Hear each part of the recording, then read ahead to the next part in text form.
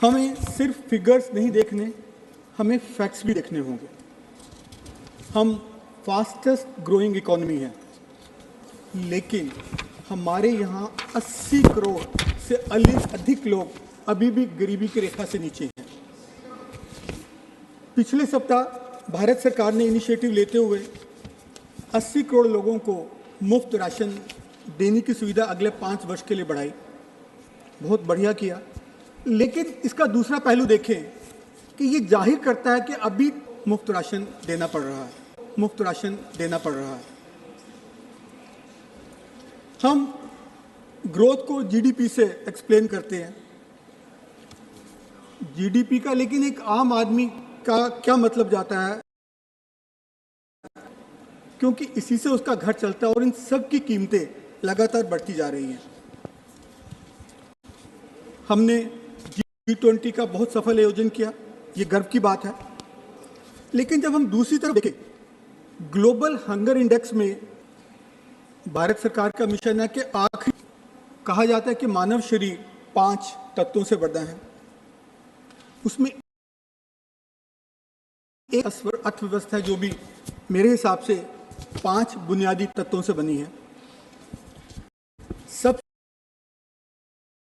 करूंगा, हमारे देश में 10 करोड़ से ऊपर दुकानदार परिवार है, 10 करोड़ से ऊपर आती हैं, 20 करोड़।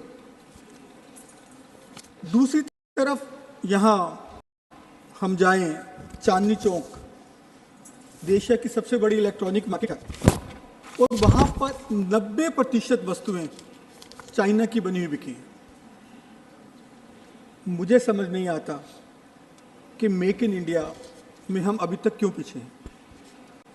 सिंपल आंकड़े बताते हैं, भारत चाइना से 57.51 बिलियन का इंपोर्ट करता है और सिर्फ डॉलर 57 बिलियन डॉलर का इंपोर्ट करता है और 9 बिलियन डॉलर का एक्सपोर्ट करता है।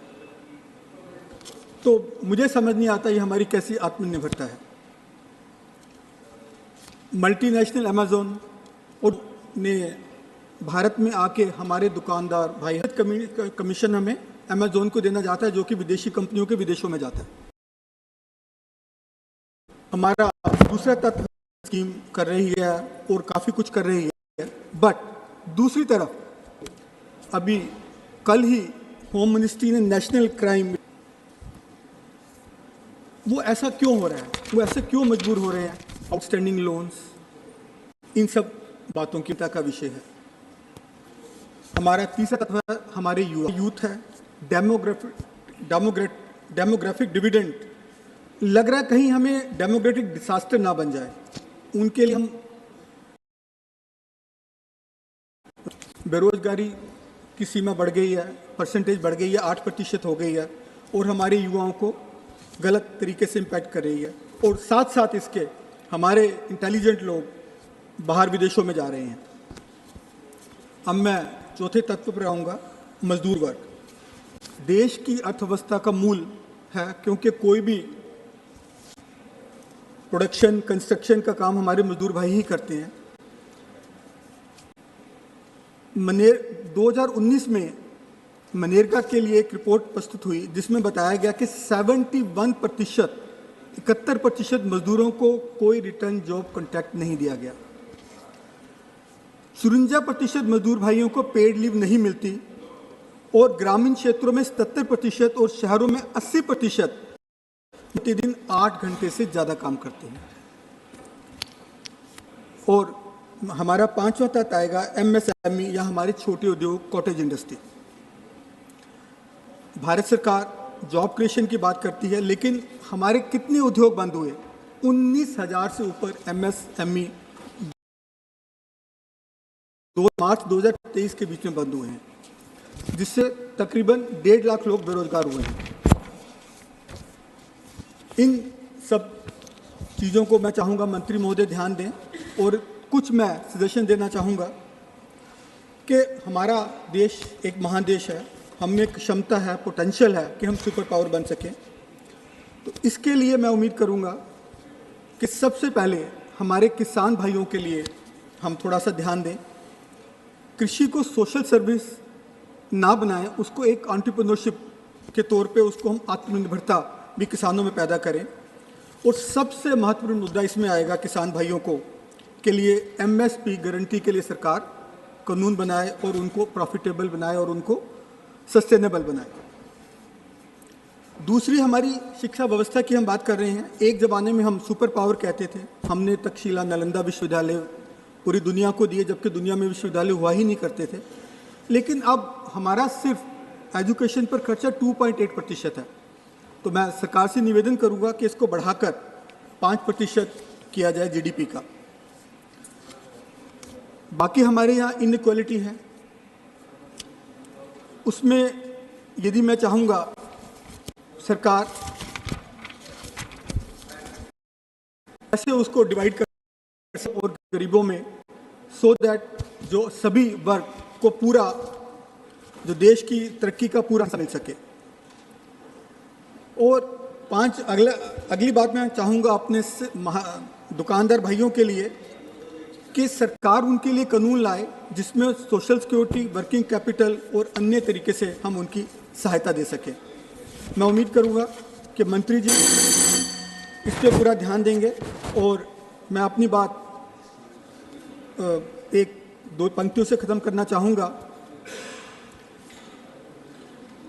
कि सरकारी फाइलों में तो गांव का मौसम गुलाबी है, ये आंकड़े भ्रमित हैं, ये दावे किताबी हैं, बड़ी है दूरियां अब तक अमीर और गरीब में, किसी के कुत्ते पर रेशमी चादर, कोई बिन कपड़े बेहाल है। धन्यवाद। धन्यवाद डॉक्टर अशोक कुमार मित्तल जी। माननीय श्री सुजीत कुमार जी। माननीय Sujit Kumar ji. Thank you, Deputy Chairman, sir. Sir, at the outset, I would like to congratulate our countrymen because recently we reached the $4 trillion economy benchmark for the first time. And sir, we have become, it's well known that we have become the third largest economy by purchasing power parity index and the fifth largest economy by market exchange rate. Sir, we have amply demonstrated to the world our inherent strength facing the twin challenges of the Russia-Ukraine conflict and also the COVID challenges. Sir, we are all set to achieve between 6.2 to 6.5, 6.8, we can debate on the numbers, but very healthy growth numbers in FY 23-24. Fastest growing economy, many speakers have already spoken about it. We are the fastest growing large economy in the world. And sir, we also are very likely to become a $5 trillion economy by 2027. And sir, if the dots are connected well, the economic dots are connected well, then we, by the end of the Amrit Kal, by end of 2047, we will be a developed economy as well. Sir, now this is possible, sir, if, as I said, we connect all the economic dots properly. But in my view, sir, there are three things that the government needs to focus on to achieve these goals and the vision. Sir, first and foremost, fulfilling the aspirations of our citizens, particularly our youth and women, and I'll elaborate on it at length. Secondly, sir, boosting the MSMEs. Sir, today, Honorable Member Lakshmikant Bajpayee ji also during 0 hour spoke about the need to protect and support our MSMEs. And sir, I'll second him. I cannot agree with him anymore. Sir, we need to strongly boost our MSMEs and give impetus to our job creation and entrepreneurship. And third and foremost, sir, is the need to focus on education, innovation and R&D. Sir, in her budget speech, Honorable Finance Minister also gave priorities to these three areas that I have just referred to. But sir, I do find some lacuna and I'll talk about it, sir. So let me go to the economic empowerment of our youth and our women. Sir, the Honorable Prime Minister spoke of 4 castes recently during one of the election speeches. He spoke of youth, women, farmers and the youth. And the poor, sorry. Sir, let's come to the youth. We are the most youthful nation in the world. 2/3 of our population is under 35. Half of our population is under 25. When Honorable Member Ashok Mittal was speaking about the demographic dividend turning into demographic disaster, sir, that's a reality. That's a genuine concern that we have today. We need to take care of our youth, job creation, unless we want to see a demographic disaster. Sir, talking of empowerment of women, sir, female worker population ratio is only 22%, which Honorable Member Chidambaram was talking about.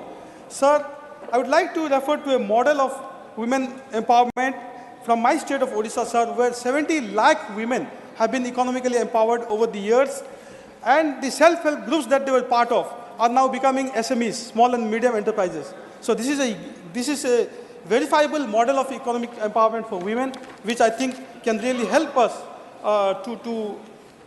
to achieve our economic goals. Thirdly, sir, doubling farmers' income.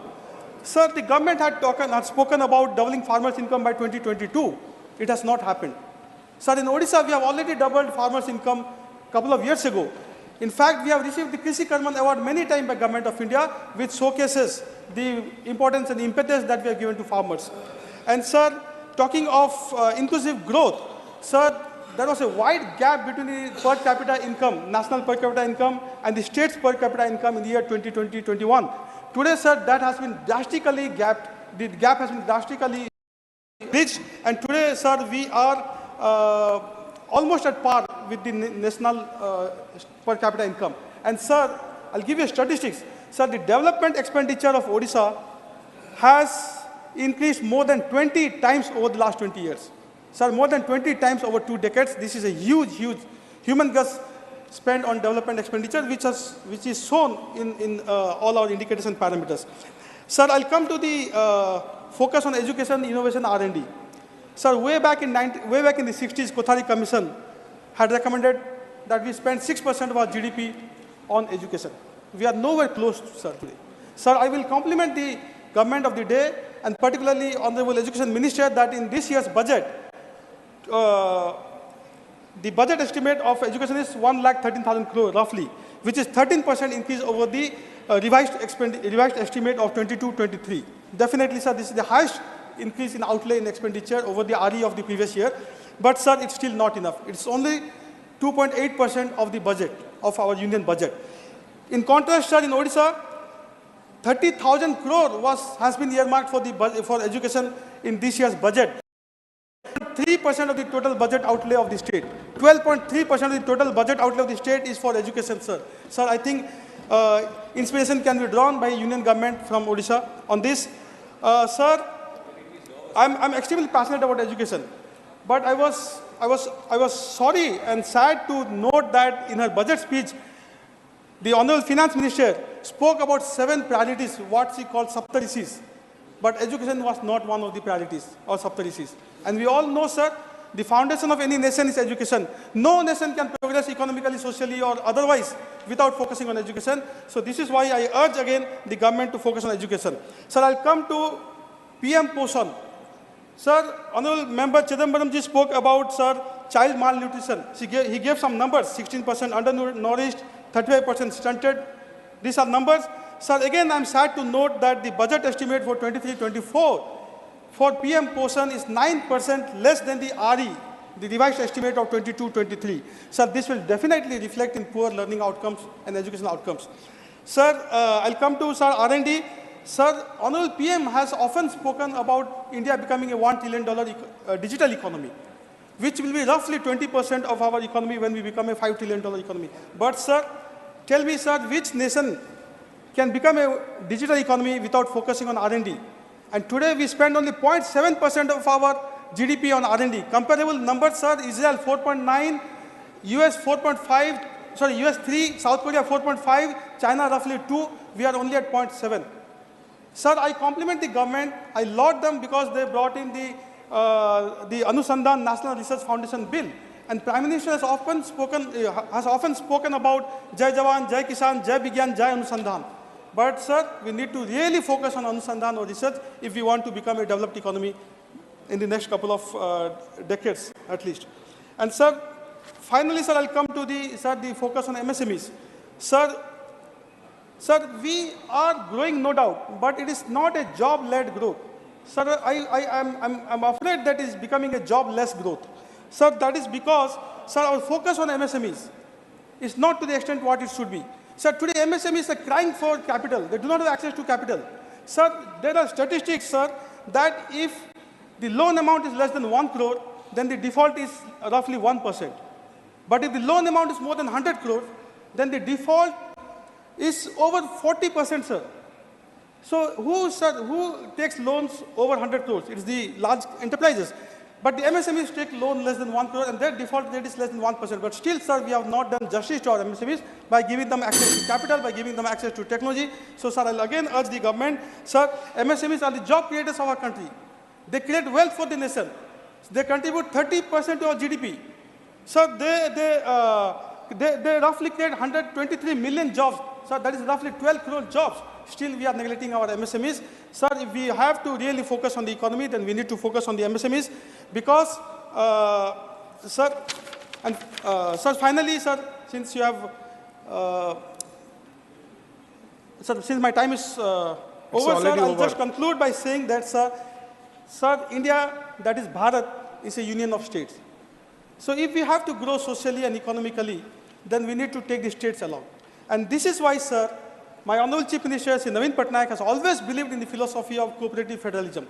Sir, for him, empowering the 4.5 crore Odias socially and economically has been his highest duty. And this is why, sir, he has been appealing in various forums through the parliament and otherwise that, sir, we need support from the government of India to better our daily density, to better our railway density, to have, sir, more funds which we are Please conclude. Please conclude. Sir, I'm concluding, sir. Sir, this is what. Sir, the Honorable PM has spoken about Purvodaya, which is the rise of the East. Sir, how can we have Purvodaya unless, sir, states like Odisha are supported economically by Government of India by, sir, giving us the funds that are due to us, by, sir, giving us the tele-density, the highways, the banking facilities that we, sir, badly need. Thank you.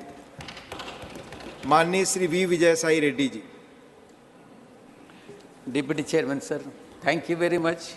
And I also thank my party president and Honorable Chief Minister of Andhra Pradesh, Y. Jagan Mohan Reddy Garu, for giving me an opportunity to speak on this particular subject, sir.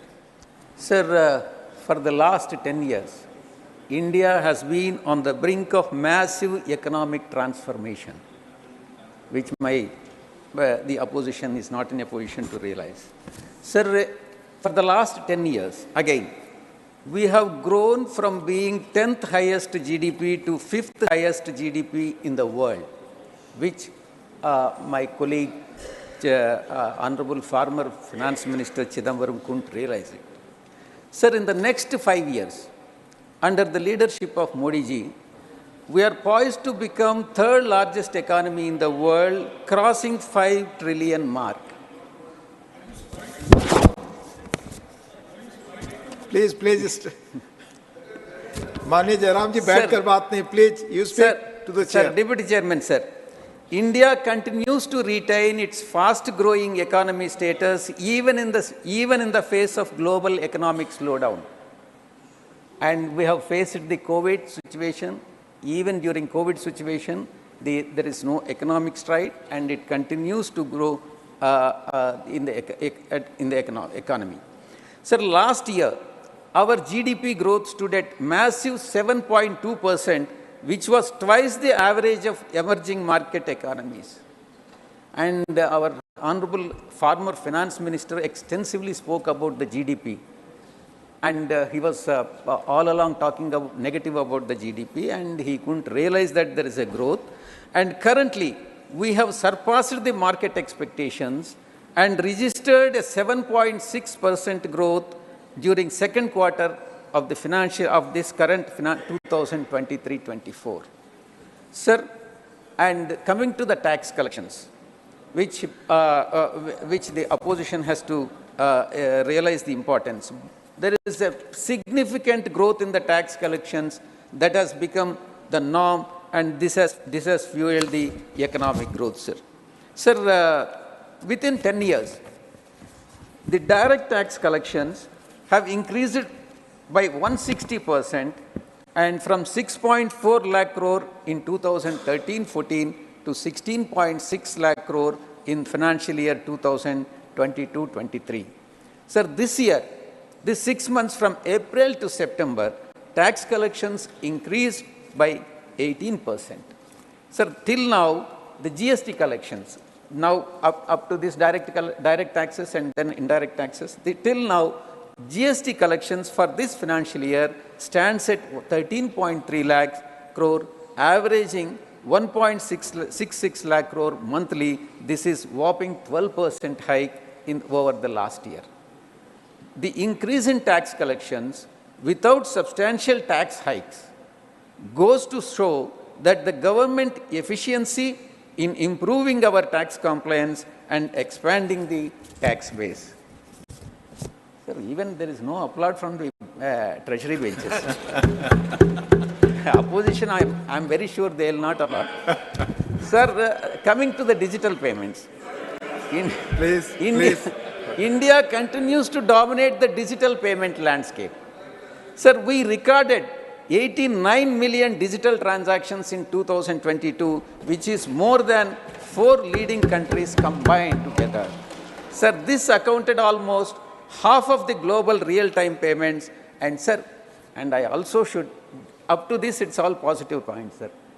From now, I have to tell the negative points also, and at least to satisfy my friend Jairam Ramesh.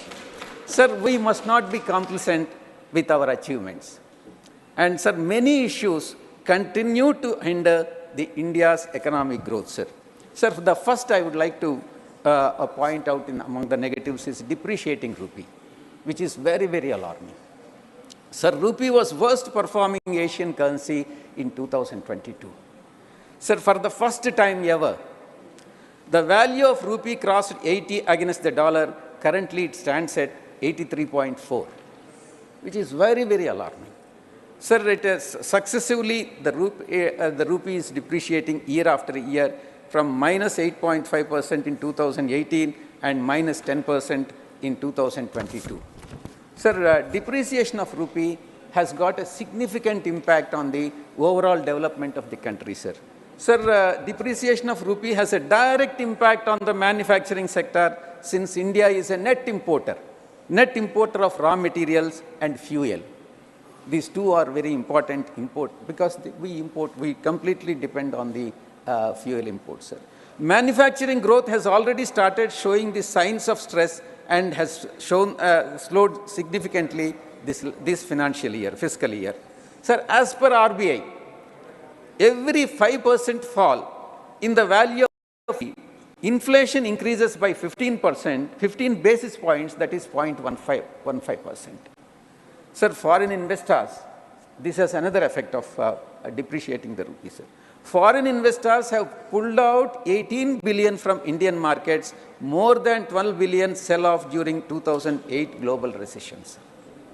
Sir, the next issue which I would like to bring to your kind notice is the reality remains that top 10% of the Indian population holds more than 60% of the country's wealth, while the bottom 15% of the population has only 6% of the wealth, sir.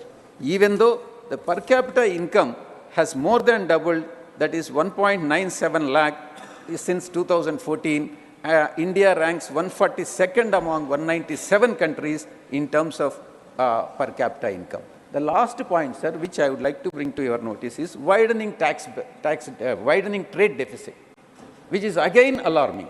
Sir, India's overall trade deficit reached 122 billion in financial year 2022-23 compared to $82 billion in the previous year. So the government data indicates that India's trade deficit hit a record high in the month of October, and more alarming is, all the more concerning is India's widening trade deficit with China, and historical high of 83 billion in 2022, and is expected to cross 100 billion mark in 2023 only towards China, sir, from China. Sir, in conclusion, we cannot afford to be complacent, and we should take the necessary steps. I request the Honorable Finance Minister, though there are positive aspects, there are also negative aspects in this economic growth. So I request the Honorable Finance Minister to address all these issues and make the economy more strengthened. Thank you very much, sir. Thank you. Thank you माननीय we Vijay Sai Reddy ji. माननीय professor Manoj Kumar Jha ji. माननीय उपसभापति जी, आपका बहुत बहुत धन्यवाद। मैं सिर्फ ये कहना चाहूँगा, आज सुबह जब पता चला कि economic situation in the country पर शॉर्ट ड्यूरेशन डिस्कशन है, तो मुझे कभी नहीं लगा था कि हमारी पूरी बातचीत टैक्सेशन, फॉरेन एक्सचेंज रिजर्व्स और वगैरह वगैरह की चीज़ों में रहेगी। अर्थव्यवस्था का वो एक चेहरा हो सकता है, लेकिन एक जनप्रतिनिधि जो राज्यसभा और लोकसभा में बैठे हुए हैं, उनके लिए आर्थिक परिस्थिति पे जब हम बात करते हैं ना, तो सर सबसे पहले गरीब की थाली नजर आती है। गरीब की, आप फॉरेन एक्सचेंज रिजर्व कुछ भी रख लो, लेकिन अगर गरीब की थाली में ऊपर परिलक्षित नहीं हो रहा है, तो फाइल भी किताबी है और गांव भी किताबी। मैं सिर्फ, और हाँ, बहुत बढ़िया कहा जावड़ेकर साहब ने कहा 80 करोड़ लोगों को, हालांकि मैं उस शब्द का इस्तेमाल नहीं करूंगा कि मुफ्त कुछ नहीं होता सर। मैं कई बार सदन में बोल चुका हूं, अगर 80 करोड़ लोगों को आपको अनाज देना पड़ रहा है, तो मुझको अर्थव्यवस्था पर कोई टिप्पणी नहीं करनी है कि आर्थिक परिस्थिति क्या है, कितनी समावेशी है, वगैरह वगैरह। सर, माननीय उपसभापति जी, सुधांशु जी जब बोल रहे थे, तालियां बज रही थी सत्ता पक्ष से, बजती भी हैं। अब विजय साई रेड्डी जी को कष्ट हुआ तो उन्होंने कह भी दिया कि ताली क्यों नहीं बजा रहे हो। तो जब सुधांशु जी ताली बजा रहे के वक्तव्य पे ताली बज रही थी, तो मुझे लगा कि गांव शहरों के बेरोजगार पर यह ताली कितनी भारी पड़ रही होगी। प्रधानमंत्री जी 14 में जब पहली बार चुने गए, तो वो मंदिर मस्जिद की साइज के लिए नहीं चुने गए थे। 2 करोड़ प्रतिवर्ष नौकरियां उनका वादा था। 2 दाएं 20 करोड़। एक श्वेत पत्र तो बनता है कि हम कहां हैं। सर, माननीय उपसभापति महोदय, मैं कुछ चीजें आपके मध्य, क्या ऐसा तो नहीं है कि हम मानव विहीन और मानवीयता विहीन ग्रोथ स्टोरी के पक्ष में भजन गा रहे हैं, करतल ध्वनि कर रहे हैं? सर, कोई भी वैसा ग्रोथ जो फेसलेस हो, जॉबलेस हो, उस ग्रोथ से देश की हकीकत नहीं बदलती है। सर, बड़ी बड़ी बात लोग कर रहे थे। अभी पिछले महीने ये खूबसूरत किताब आई है, वेल रिसर्च्ड। आधी किताब में सर रेफरेंस है, ये है अनइक्वल। सर, हम किन देशों से पीछे हो गए हैं पता है? छोड़िए अमेरिका यूरोप की बात, बांग्लादेश और नेपाल इनकम इनइक्वालिटी को एड्रेस करते हुए मानवीय सूचकांक में हमको पीछे छोड़ चुका है। यह है सर दस्तावेज। बीते दिनों बिहार में एक जातिगत सर्वेक्षण हुआ। मैं चाहूंगा तमाम हमारे भाजपा के मित्र, उनको ना उससे मतलब ना हो, उसके प्रति विरोध हो, लेकिन एक बार उस दस्तावेज को पढ़िए, क्योंकि उन आंकड़ों में नंबर के बाद आर्थिक सामाजिक परिवेश भी जाहिर हुआ है। और तब प्रधानमंत्री जी, पुनः ले जाऊंगा 14 में बिहार गए थे, बिहार को स्पेशल स्टेटस की बात वो करके आए थे, हाजीपुर, दरभंगा, पटना। सर, बिहार को आपकी जरूरत है माननीय सत्ता पक्ष। बिहार के पास रेवेन्यू के साधन कमतर हैं। बिहार को लेबर सप्लाई स्टेट के नजरिए से मत देखिए, बिहार को स्पेशल स्टेटस दीजिए। क्योंकि अगर आप इस किताब का विश्लेषण करें, सरकार के आंकड़ों का विश्लेषण करें, तो आपको साफ दिखेगा कि बिहार, झारखंड, उत्तर प्रदेश और मध्य प्रदेश देश के बाकी राज्यों से पिछड़ रहा है। उसके अलावा दूसरा पहलू कहता हूं माननीय उपसभापति महोदय, इस किताब में बाबा साहब भीमराव अंबेडकर को धृत किया गया है, नॉर्थ साउथ डिवाइड के संदर्भ में भी। और ये पुरानी बात है सर, एफडीआई को ही देखिए कि नॉर्थ में कितना, साउथ में कितना, तो ये फर्क आपको साफ नजर आ जाएगा। इसलिए मैं कहता हूं कि बिहार को नए नजरिए से देखिए। जो शुरुआत वहां के मुख्यमंत्री नीतीश जी, तेजस्वी जी ने की, आप हैंड होल्डिंग करिए और स्पेशल स्टेटस दीजिए। दूसरी चीज सर, अगर मनरेगा में रूरल डिमांड बढ़ रहा है, तो रूरल डिस्ट्रेस को एक्नॉलेज करिए। उसको एक्नॉलेज किए बगैर बात नहीं बनेगी। उसको डिनाइल से अब कुछ हासिल नहीं कर पाए। पॉवर्टी इंडेक्स पर आपने कई वर्षों से काम नहीं किया। आप आंकड़ों के बारे में, तो सरकार का दृष्टिकोण है कि विश्व के टिम्बकटू में अगर एक आंकड़ा पक्ष का कोई बोल दो तो उसको प्रदर्शनी लगा देंगे। अगर कोई आंकड़ा सरकार को पास करता है तो कहेंगे हम तो इसको मानते ही नहीं है, इनकी तो मेथोडोलॉजी खराब है। साहब नहीं, ये डिफरेंशियल दृष्टिकोण मत रखिए।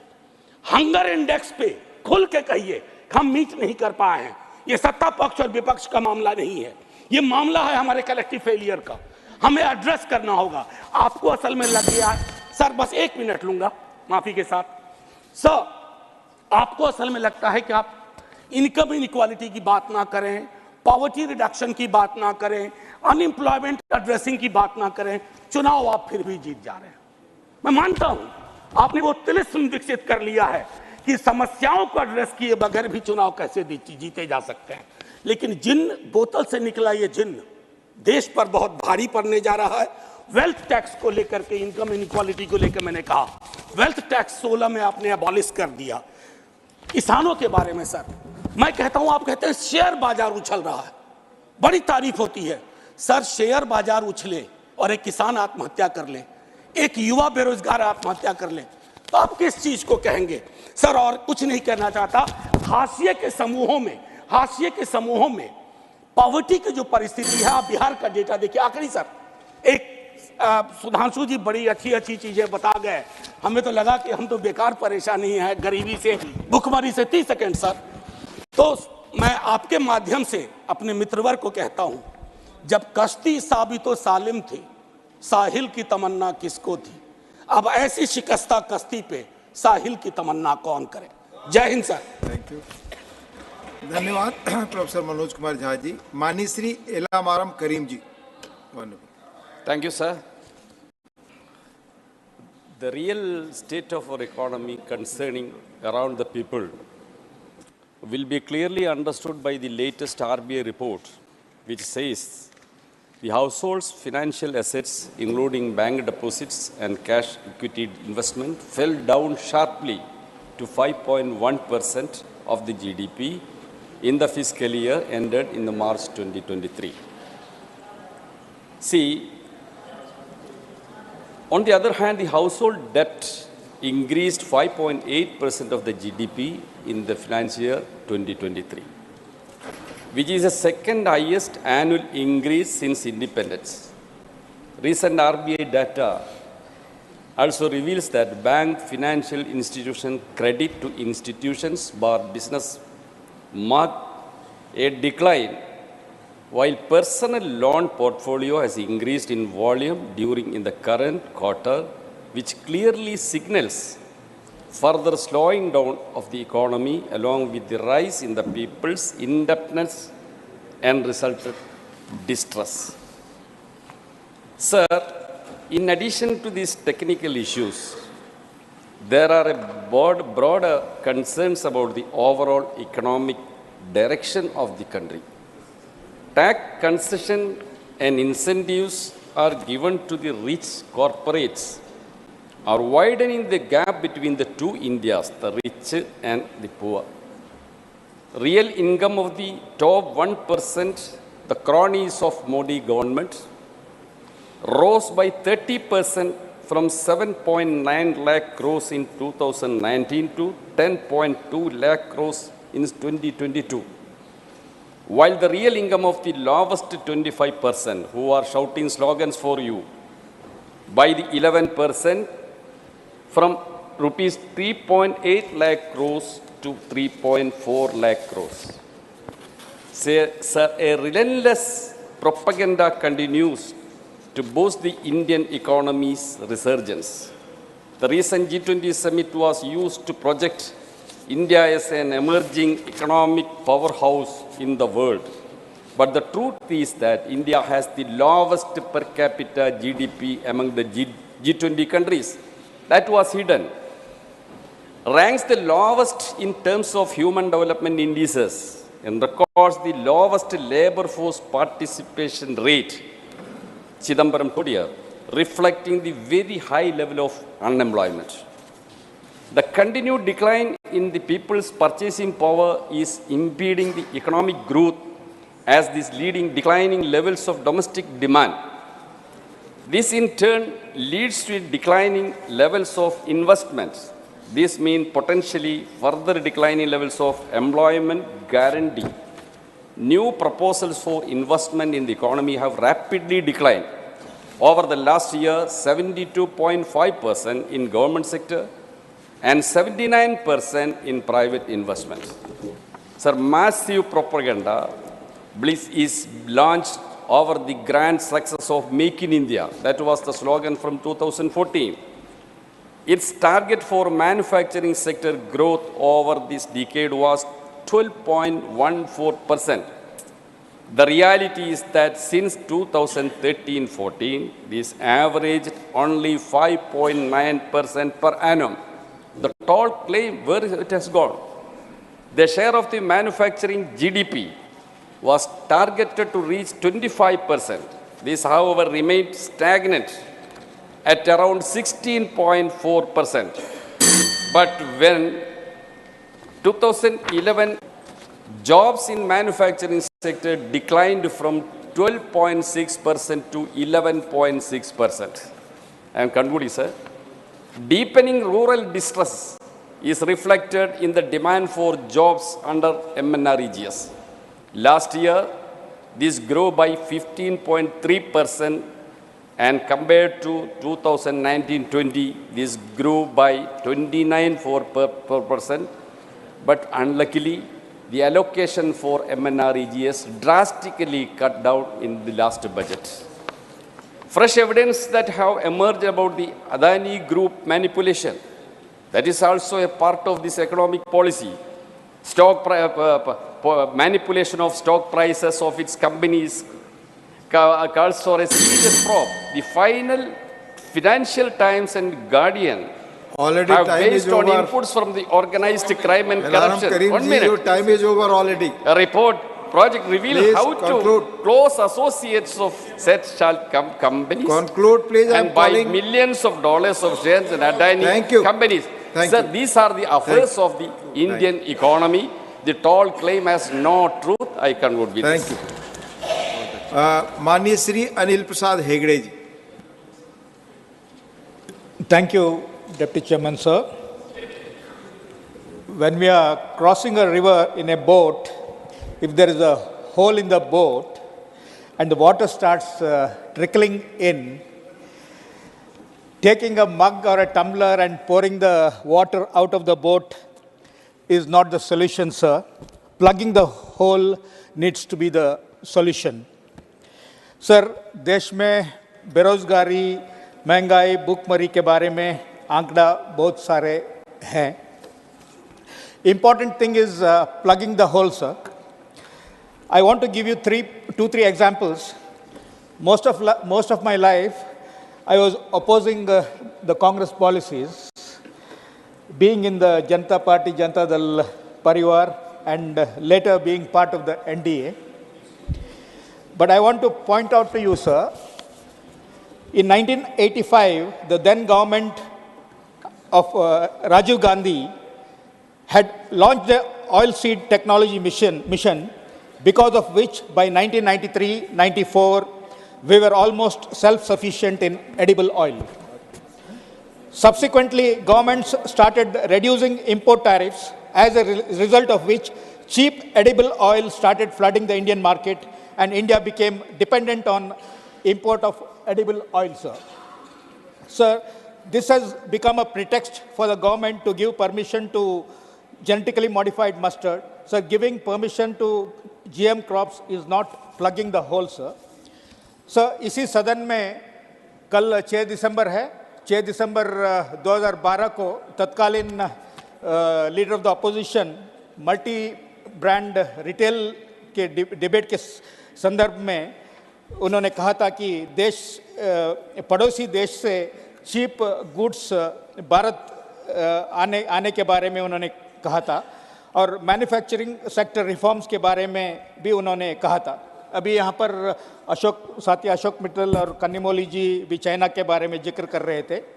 My information, sir, is that millions of people, including Falun Dafa practitioners, Uyghur Muslims in Xinjiang, are subjected to forced labor in Chinese prisons. And because of the violation of human rights, labor laws, and environmental laws, our neighbor is able to manufacture. देश में जातियां hard reality है, sir. देश में कई सारे पिछड़े जातियों को आरक्षण के बावजूद विकास का फायदा पहुंचा नहीं है. इसलिए नीतीश कुमार का नेतृत्व का मेरा पार्टी के सरकार बिहार में कास्ट बेस्ड सेंसस लागू किया है, जब तक देश में कास्ट बेस्ड सेंसस नहीं करते हैं तब तक सरकार का बनाया हुआ पॉलिसीज का फायदा कई सारे जातियों को नहीं पहुंचेगी. Sir, hence, by ordering a caste based census, we need to plug the hole. And finally, sir, I also request the government to give special status to Bihar. Thank you. Thank you. धन्यवाद माननीय अनिल हेगड़े जी. माननीय अब्दुल वहाब जी. माननीय अब्दुल वहाब जी. Yes, sir. Thank you very much. 3 minutes, for giving sir. the occasion to talk. Mr. Chidambaram, from Chidambaram to all opposition parties, were telling about the gravity of our Indian economy, how it is going on. No doubt, as our comrade tells, this our GDP is grown to the level which we never expected. Ultimately, the GDP per person, where it is, that was the only question I want to ask to the government of India. There are a lot of abhayans. Prime Minister Kaname, this name, that name, and removed all the other name. But ultimately, it is getting to the really needy people. I am working mainly on tribal areas. There, a lot of projects are there, lot of money also there. But it is not coming down because of a lot of hurdles. In the same way, Indian economy, everybody is saying that, okay, we are this level, that level, but our Vijay Reddy, lately he came to the point. Before he has to. It is compulsion, not because of his intention. Compulsion, they have to have this one, this stand. Almost all parties, everybody is threatened. But what our government is saying, okay, semi-final over. All the 10 matches in, you see this one, Indian matches against the World Cup, everything we gave with, but at last what happened in Ahmedabad Modi Stadium? He was there with the blue jackets, our Prime Minister. We are also behind him. What happened? That is what going to happen in 2024. This not be a hat-trick. Unless and until, maybe they can win, unless and until, they have to see the real problem. Not this $1 trillion. It is coming to, most of the money is coming to me also, just like me people, little, 1 or 5%, including that one maybe. But it is not going to the real people. That 80 crores. Our Manoj was telling clearly. So please spend some money or get some money from wherever it is and pump to the, in Manrega or whatever it is, which is helping people, real people, not the big corporates. I know when I am starting, if I am telling Adani, you will put the bill. Stop. Everybody is telling about Adani or other, then it is, time is over. I hope, I don't know. Now, just Yes, your time is over. 3 minutes already. Okay. That is the thing. 3 minutes. When we are Please. telling about the real point, it will be coming.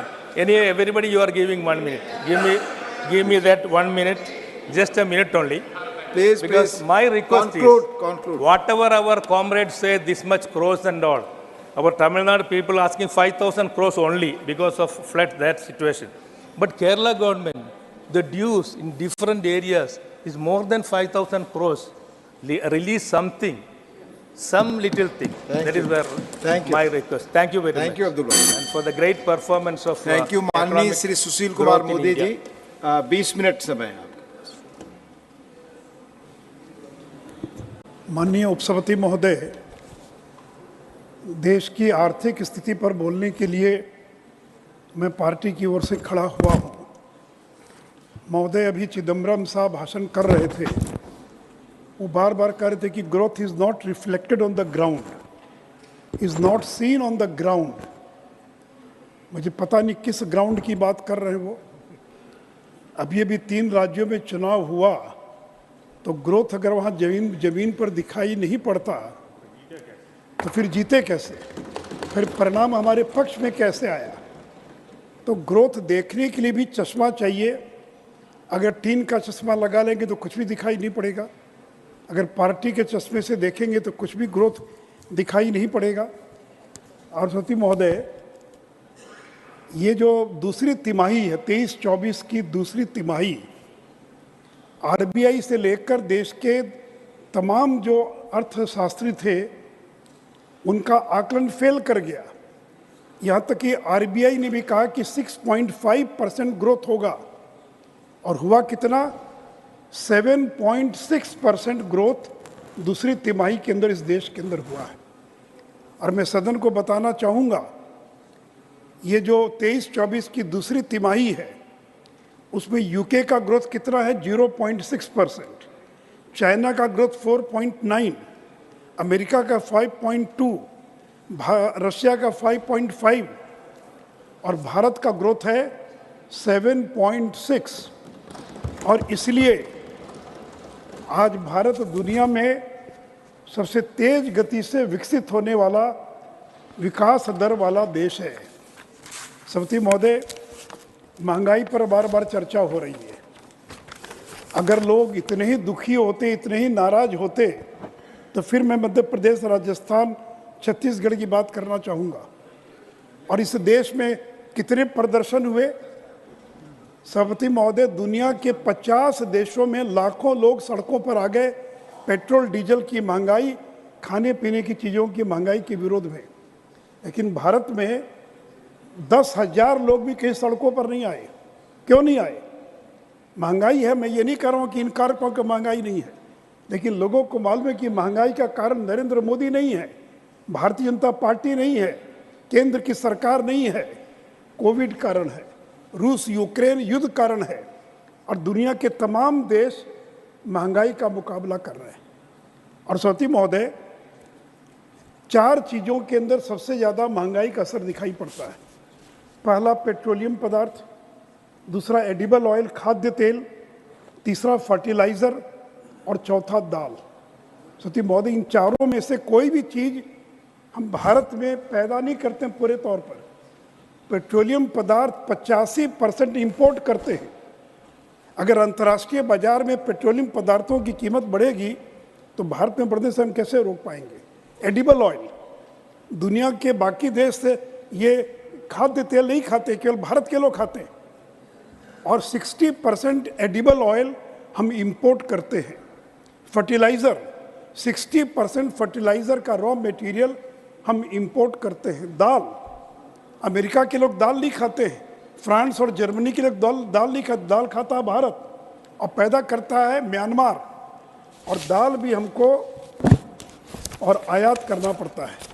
प्रति पौधे में सबसे पहले petroleum diesel के बारे में इस सदन को बताना चाहूँगा कि श्रीलंका में पिछले 2 वर्षों में सितंबर 21 से लेकर सितंबर 23 का आंकड़ा मेरे पास है, पेट्रोलियम के दामों में कितनी वृद्धि हुई?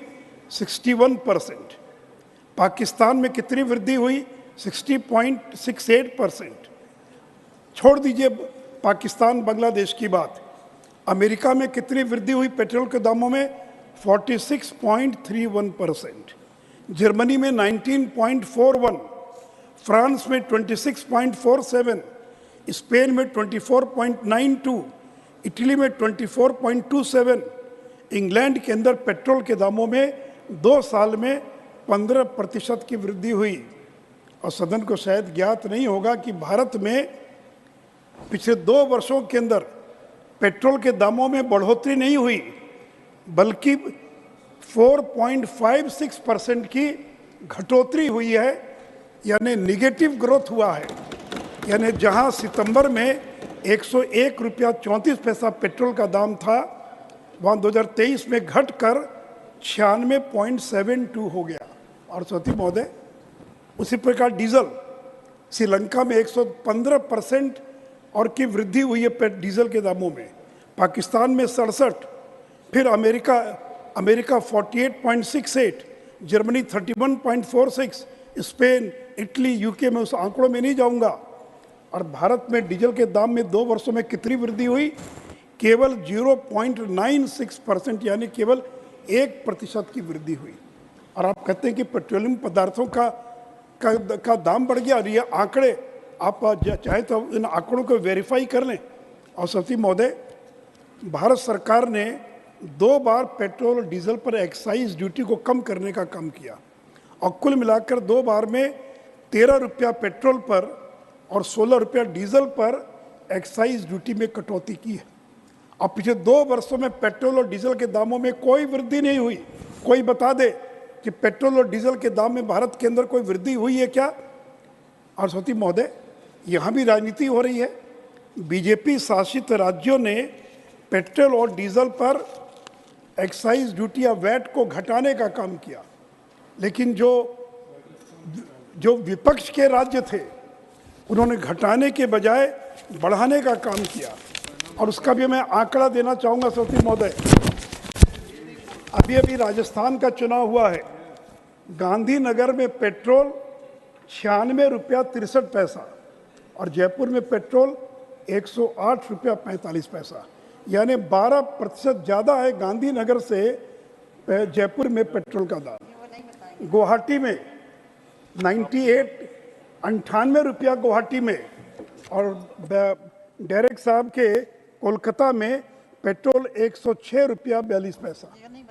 तो अगर केंद्र के कारण का बढ़ा होता तो आखिर कलकत्ते में 106 रुपया और गुवाहाटी में 98 रुपया क्यों है? लखनऊ में 96 रुपया और बेंगलोर में 101 रुपया, गोवा में 97 रुपया, रायपुर में 102 रुपया, भोपाल में 108 रुपया और अमरावती में 111 रुपया।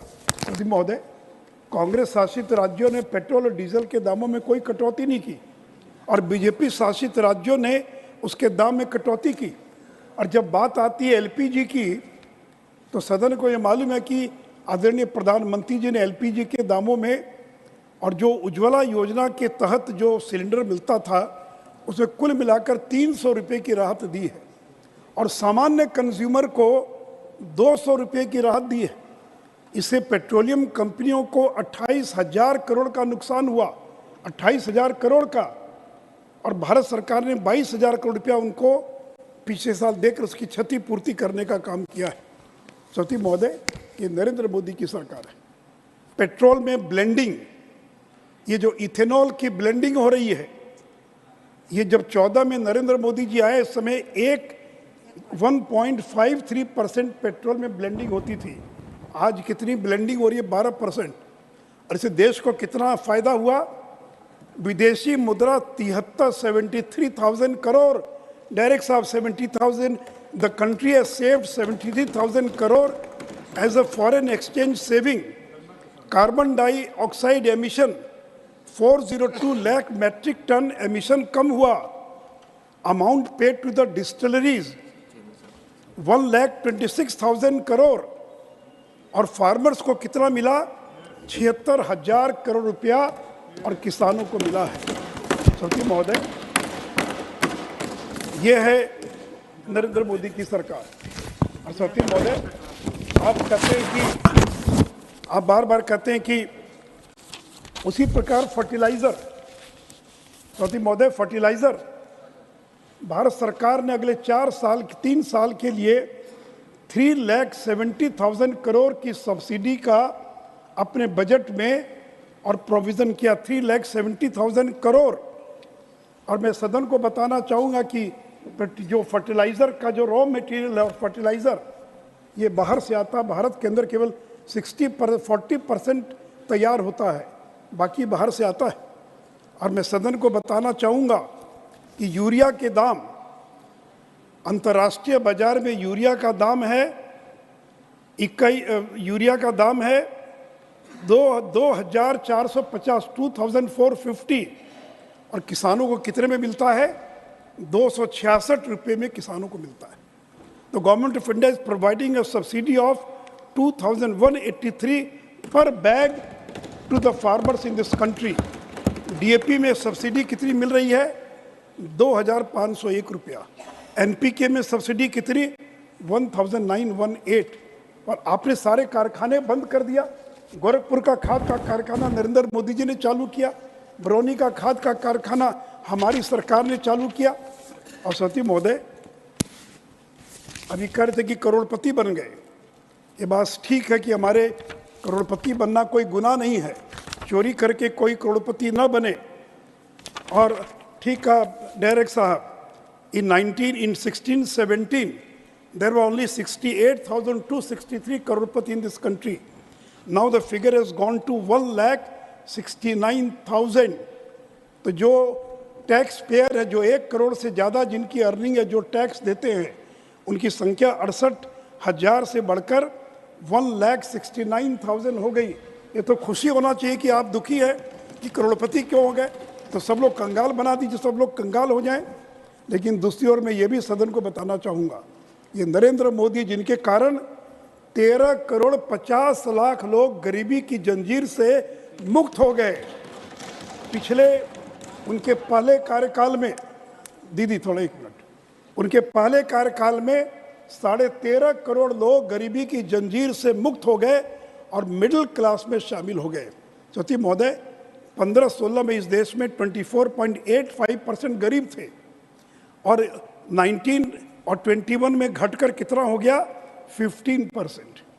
तो आखिर गरीब कहाँ चले? गरीब देव इंटर ये मिडिल क्लास। सती महोदय और यूएनडीपी की रिपोर्ट, यूनाइटेड नेशंस डेवलपमेंट प्रोग्राम की रिपोर्ट है कि 2005-06 में 64.5 करोड़ गरीब थे इस देश के अंदर, 64.5 करोड़, और 2021 में घटकर हो गए 23 करोड़। 15 साल में इस देश के अंदर 41 करोड़ लोग गरीबी से मुक्त हो गए और वो मिडिल क्लास में प्रवेश कर गए। तो सती महोदय, एक और हमने जहाँ गरीबों का ख्याल रखा, वहाँ पर यहाँ पर लोग उद्योगों के माध्यम से पैसा कमाएं, इसका भी ध्यान रखा है। और सती महोदय, अभी बैंकों की बात हो रही थी, और कि बैंकों का एनपीए की क्या स्थिति है। बैंक का प्रॉफिट 22-23 में पहली बार बैंकों का profit, they have earned a profit of 1 lakh crore. Not a single bank is in red, they are earning profit. ये आपके कार्यकाल में क्यों नहीं हुआ? 22-23 में क्यों 1 लाख करोड़ का 22-23 में बैंकों को प्रॉफिट हुआ है? और भारत सरकार ने जो कैपिटलाइज करते थे, बैंकों को पैसा देना बंद कर दिया। 3 साल से 1 पैसा नहीं दिया बैंकों को, और बैंक अपने बलबूते जो हैं, और जो एनपीए हैं, जो नॉन परफॉर्मिंग एसेट हैं, वो 11.2 था 17-18 में, घटकर 5.2% हो गया। तो सती महोदय, ये जो एनपीए अगर कम हुआ है तो इसका कारण क्या है? सती महोदय, जीएसटी का कलेक्शन, 1 साल में 6 बार जीएसटी का कलेक्शन, दैट इज क्रॉस 1,60,000। जो लोग गब्बर सिंह टैक्स कहते हैं जीएसटी को, तो अगर हिम्मत है तो अपने राज्य हिमाचल में और जहां आपकी सरकार है कर्नाटक में, जीएसटी को हटा दीजिए। अगर वो गब्बर सिंह टैक्स है तो जीएसटी के कारण 1,60,000 करोड़ का कलेक्शन 1 साल में 1 बार नहीं बल्कि 6 बार इस 1 साल के अंदर हो चुका है। और सती महोदय, एक समय था कि मोबाइल हम इंपोर्ट करते थे। आज से 10 साल पहले 98% मोबाइल हम इंपोर्ट करते थे, और मैं सदन को बताना चाहूँगा कि आज 99% मोबाइल मेड इन इंडिया है। हमने मोबाइल को इंपोर्ट करना बंद कर दिया। और इस साल 11 बिलियन का मतलब हो गया 88,000 करोड़ के मोबाइल फ़ोन जो है, और हमने एक्सपोर्ट करने का काम किया है। सती महोदय, नरेंद्र मोदी जी देश के प्रधानमंत्री हैं। भारत मंडपम के उद्घाटन के अवसर पर उन्होंने भाषण देते हुए कहा था कि जब वो प्रधानमंत्री बने उस समय भारत दुनिया की 10वीं सबसे बड़ी अर्थव्यवस्था थी, 10th इकोनॉमी थी दुनिया की 2014 में, और सेकेंड टर्म में वो दुनिया की 5वीं सबसे बड़ी अर्थव्यवस्था बन चुका है। और उन्होंने देश की जनता को गारंटी दिया, मोदी की गारंटी, कि तीसरे टर्म में इंडिया दुनिया की तीसरी सबसे बड़ी अर्थव्यवस्था बन जाएगी। हम जर्मनी को पीछे छोड़कर हम 2 साल में 4th हो जाएंगे और फिर जापान को पीछे छोड़कर 2027 तक हम दुनिया की तीसरी सबसे बड़ी अर्थव्यवस्था बन जाएंगे। और सभापति महोदय, केवल हम दुनिया की सबसे बड़ी अर्थव्यवस्था ही नहीं बनेंगे, 5 ट्रिलियन इकोनॉमी, जो 5 ट्रिलियन डॉलर की जो इकोनॉमी है, 27-28 तक भारत 3rd लार्जेस्ट केवल जीडीपी में नहीं बनेगा बल्कि 5 ट्रिलियन डॉलर इकोनॉमी में भी बदल जाएगा।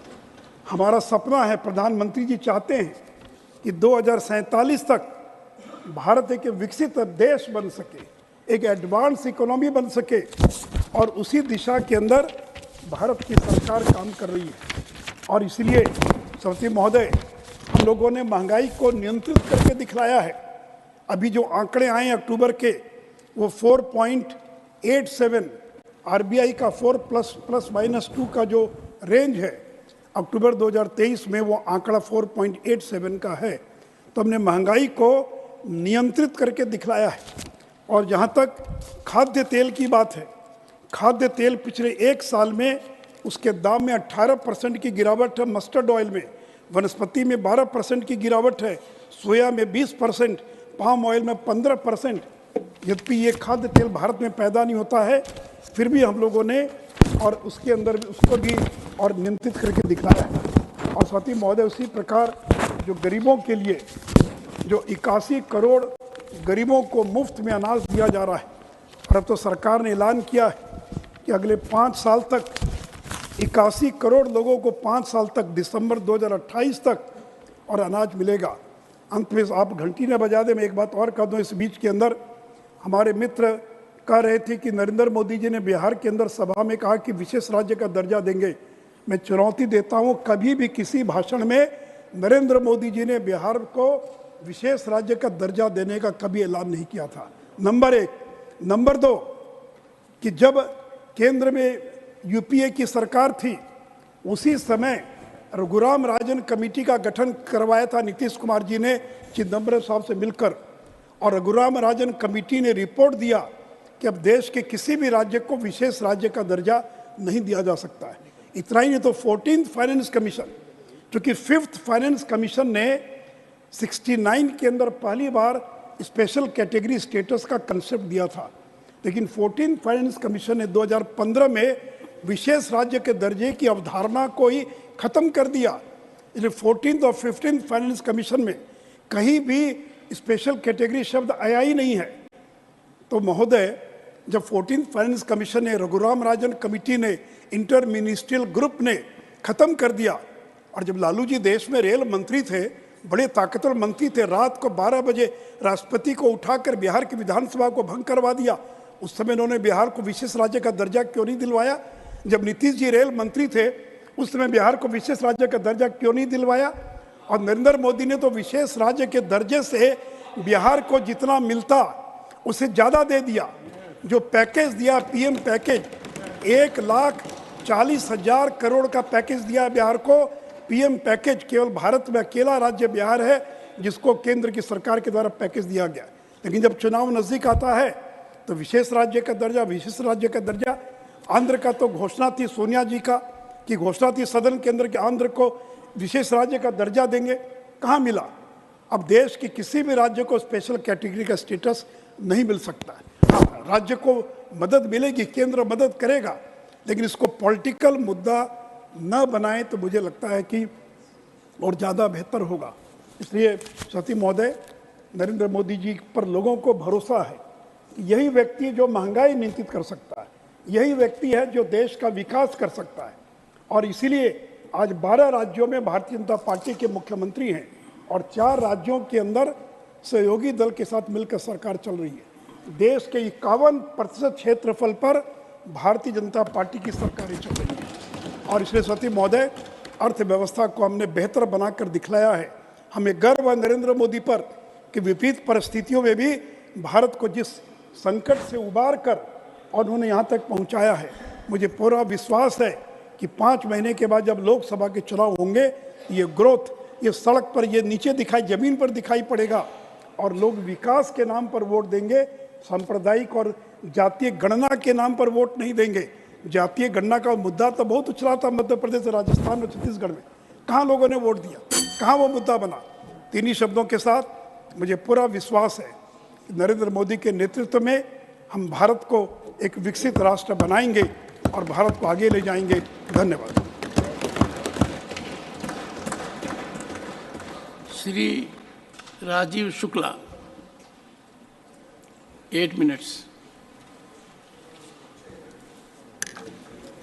धन्यवाद सभापति जी। सबसे पहले तो मैं आपको धन्यवाद दूंगा कि आपने इस आर्थिक मुद्दे पर इस सदन में बहस की अनुमति दी, जो कि एक बहुत ज़रूरी आज के वक्त में है। मैं कोई अर्थशास्त्री नहीं हूँ और न अर्थशास्त्री की तरह बोलूँगा। मैं एक सामान्य व्यक्ति के जो समझ में आता है उसी आधार पर अपनी बात रखूँगा।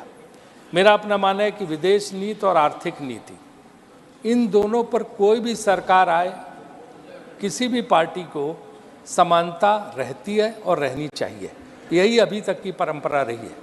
अगर 1991 में नरसिम्हा राव सरकार ने आर्थिक सुधार लागू किए थे, तो उसके बाद चाहे देवगौड़ा जी की सरकार हो, चाहे गुजराल साहब की सरकार हो, चाहे वाजपेयी जी की सरकार हो, अटल जी की, उन्होंने उसको पालन किया था। एक बार मैं पत्रकार के रूप में नरसिम्हा राव जी के साथ जो है स्पेन गया था और वो प्रधानमंत्री थे, उनकी प्रेस कॉन्फ्रेंस थी, तो वहाँ पत्रकारों ने ये प्रश्न उठाया कि आप तो ये आर्थिक सुधार लागू कर रहे हैं, आप सबको बता रहे हैं कि आप इंडिया में ये चेंजेस कर रहे हैं, रिफॉर्म्स ला रहे हैं, लेकिन कल आपकी सरकार नहीं रहेगी तो क्या होगा? तो उन्होंने बड़ा फेमस सेंटेंस वहाँ बोला था, the process of economic reforms is irreversible. कोई भी सरकार आए इसको बदल सकती नहीं है। तो ये चीज़ जो है लगातार चलती रहनी चाहिए, ये नीतियाँ लगातार चलती रहनी चाहिए। मैं किसी की आलोचना या किसी की प्रशंसा की बात नहीं कर रहा हूँ। और लेकिन कुछ प्रयोग पिछले 10 साल से हो रहे हैं जिसमें पिछली सरकारों की चीज़ों को अंडू करने की कोशिश हो रही है, उनको बदलने की कोशिश हो रही है। हमारे मित्र सुशील मोदी जी सम्मानित अभी बात कर रहे थे कि चुनाव के नतीजों से, जो चिदम्बरम साहब की बात का जवाब दे रहे थे कि उन्होंने कहा था कि ग्राउंड पे नहीं दिख रहा, तो उन्होंने चुनाव के नतीजों का हवाला दिया। सुशील जी, चुनाव के नतीजे 5 साल पहले क्या थे? तीनों राज्य हम जीते थे, राजस्थान, मध्य प्रदेश, छत्तीसगढ़, उसके बाद लोकसभा हार गए थे 5 महीने बाद। तो अगर उस दृष्टि से देखा जाए तो आपका ये तर्क कहीं बैठता नहीं है। इसलिए मुझे लगता है कि इस जो बहस को हम उसी गंभीरता से रखें जिस मुद्दे पर आर्थिक स्थिति की वो है, और उसकी हम शुरुआत इस चीज़ से करते हैं। और अगर इसके आंकड़ों का, इलेक्शन कमीशन का आंकड़े है, पूरे उसमें 4,81,00,000 वोट जो है भाजपा को मिला है और 4,91,00,000 कांग्रेस को मिला है, 10 लाख ज़्यादा। हम इसको अगर उस तरह से गणना करके देखेंगे तो फिर ये बात कहीं रही नहीं जाएगी कि, तो इसलिए जो है हम समझते हैं कि चेयरमैन साहब ने बहुत मतलब गंभीरता से इस विषय पे डिस्कशन के लिए रखा है, तो हम उसी पे जाते हैं। सबसे पहले पुराना गाना है कि जो वादा किया वो निभाना पड़ेगा, तो वादों पे जाते हैं। तो वादा नंबर 1 क्या था कि हम काला धन वापस लाएंगे। वापस तो आया नहीं, उल्टे जो मॉर्गन स्टैनली की रिपोर्ट है जिसको कोट किया था सुधांशु जी ने, 6 लाख उद्यमी जिनको एंटरप्रेन्योर बोलते हैं विदेश चले गए। यहाँ की 2 लाख ने तो नागरिकता सरेंडर कर दी भारत की। और उद्यमी जब जाता है तो सोचो कि वो लाखों लोगों का जो है, वो लाखों लोगों का के रोजगार को जो है छोड़ के जाता, जो भारत में मिल रहा था। वहाँ जाके उद्योग लगा रहे हैं, बाहर के लोगों को रोजगार मिल रहा है, और उसके अलावा जो है यहीं से पैसा जा रहा है। तो उल्टे जो पैसा 4 लाख करोड़ आना था, 10 से 15 लाख करोड़ के करीब पैसा बाहर जा चुका है देश का। ये गंभीर विषय है, इस पे मुझे लगता है वित्त मंत्री जी को सोचना चाहिए कितनी भारी संख्या में उद्यमी या एंटरप्रेन्योर्स देश छोड़ के क्यों जा रहे हैं, बाहर क्यों बस रहे हैं। तो ये उनको सोचने की बात है कि वो क्यों ऐसा हो रहा है। और ऐसा नहीं कि देशभक्त नहीं थे, देशभक्त थे। मॉर्गन स्टैनली के रुचि शर्मा ने 2016 में फिक्की की स्पीच में कहा था, 2016 में वार्निंग दी थी, तब मुश्किल से जो है 50,000 लोग गए थे कि क्यों भारतीय बिजनेसमैन, भारतीय इंडस्ट्रियलिस्ट या एंटरप्रेन्योर्स देश छोड़ के क्यों जा रहे हैं, उनको रोको। तो ये चीज़ देखने की है कि क्या ये सरकारी एजेंसियों के ज़रूरत से ज़्यादा दबाव की वजह से जा रहे हैं, या क्या वजह है, उनके साथ अन्याय हो रहे हैं, इसको समझने की आवश्यकता है। दूसरा वादा था 50 रुपये लीटर पेट्रोल, 40 रुपये डीजल, हमारी सरकार आएगी। आप कह रहे हो कम हो गया, मुझे तो कहीं कम नहीं दिखाई दे रहा।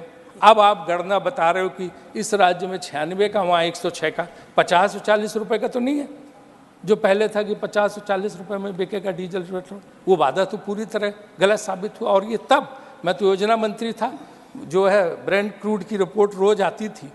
हमारे ज़माने में $115, $120 का जो है तेल मिलता था, क्रूड ऑयल, और उसके बाद जो है हाँ हम 60 रुपए पे देते थे।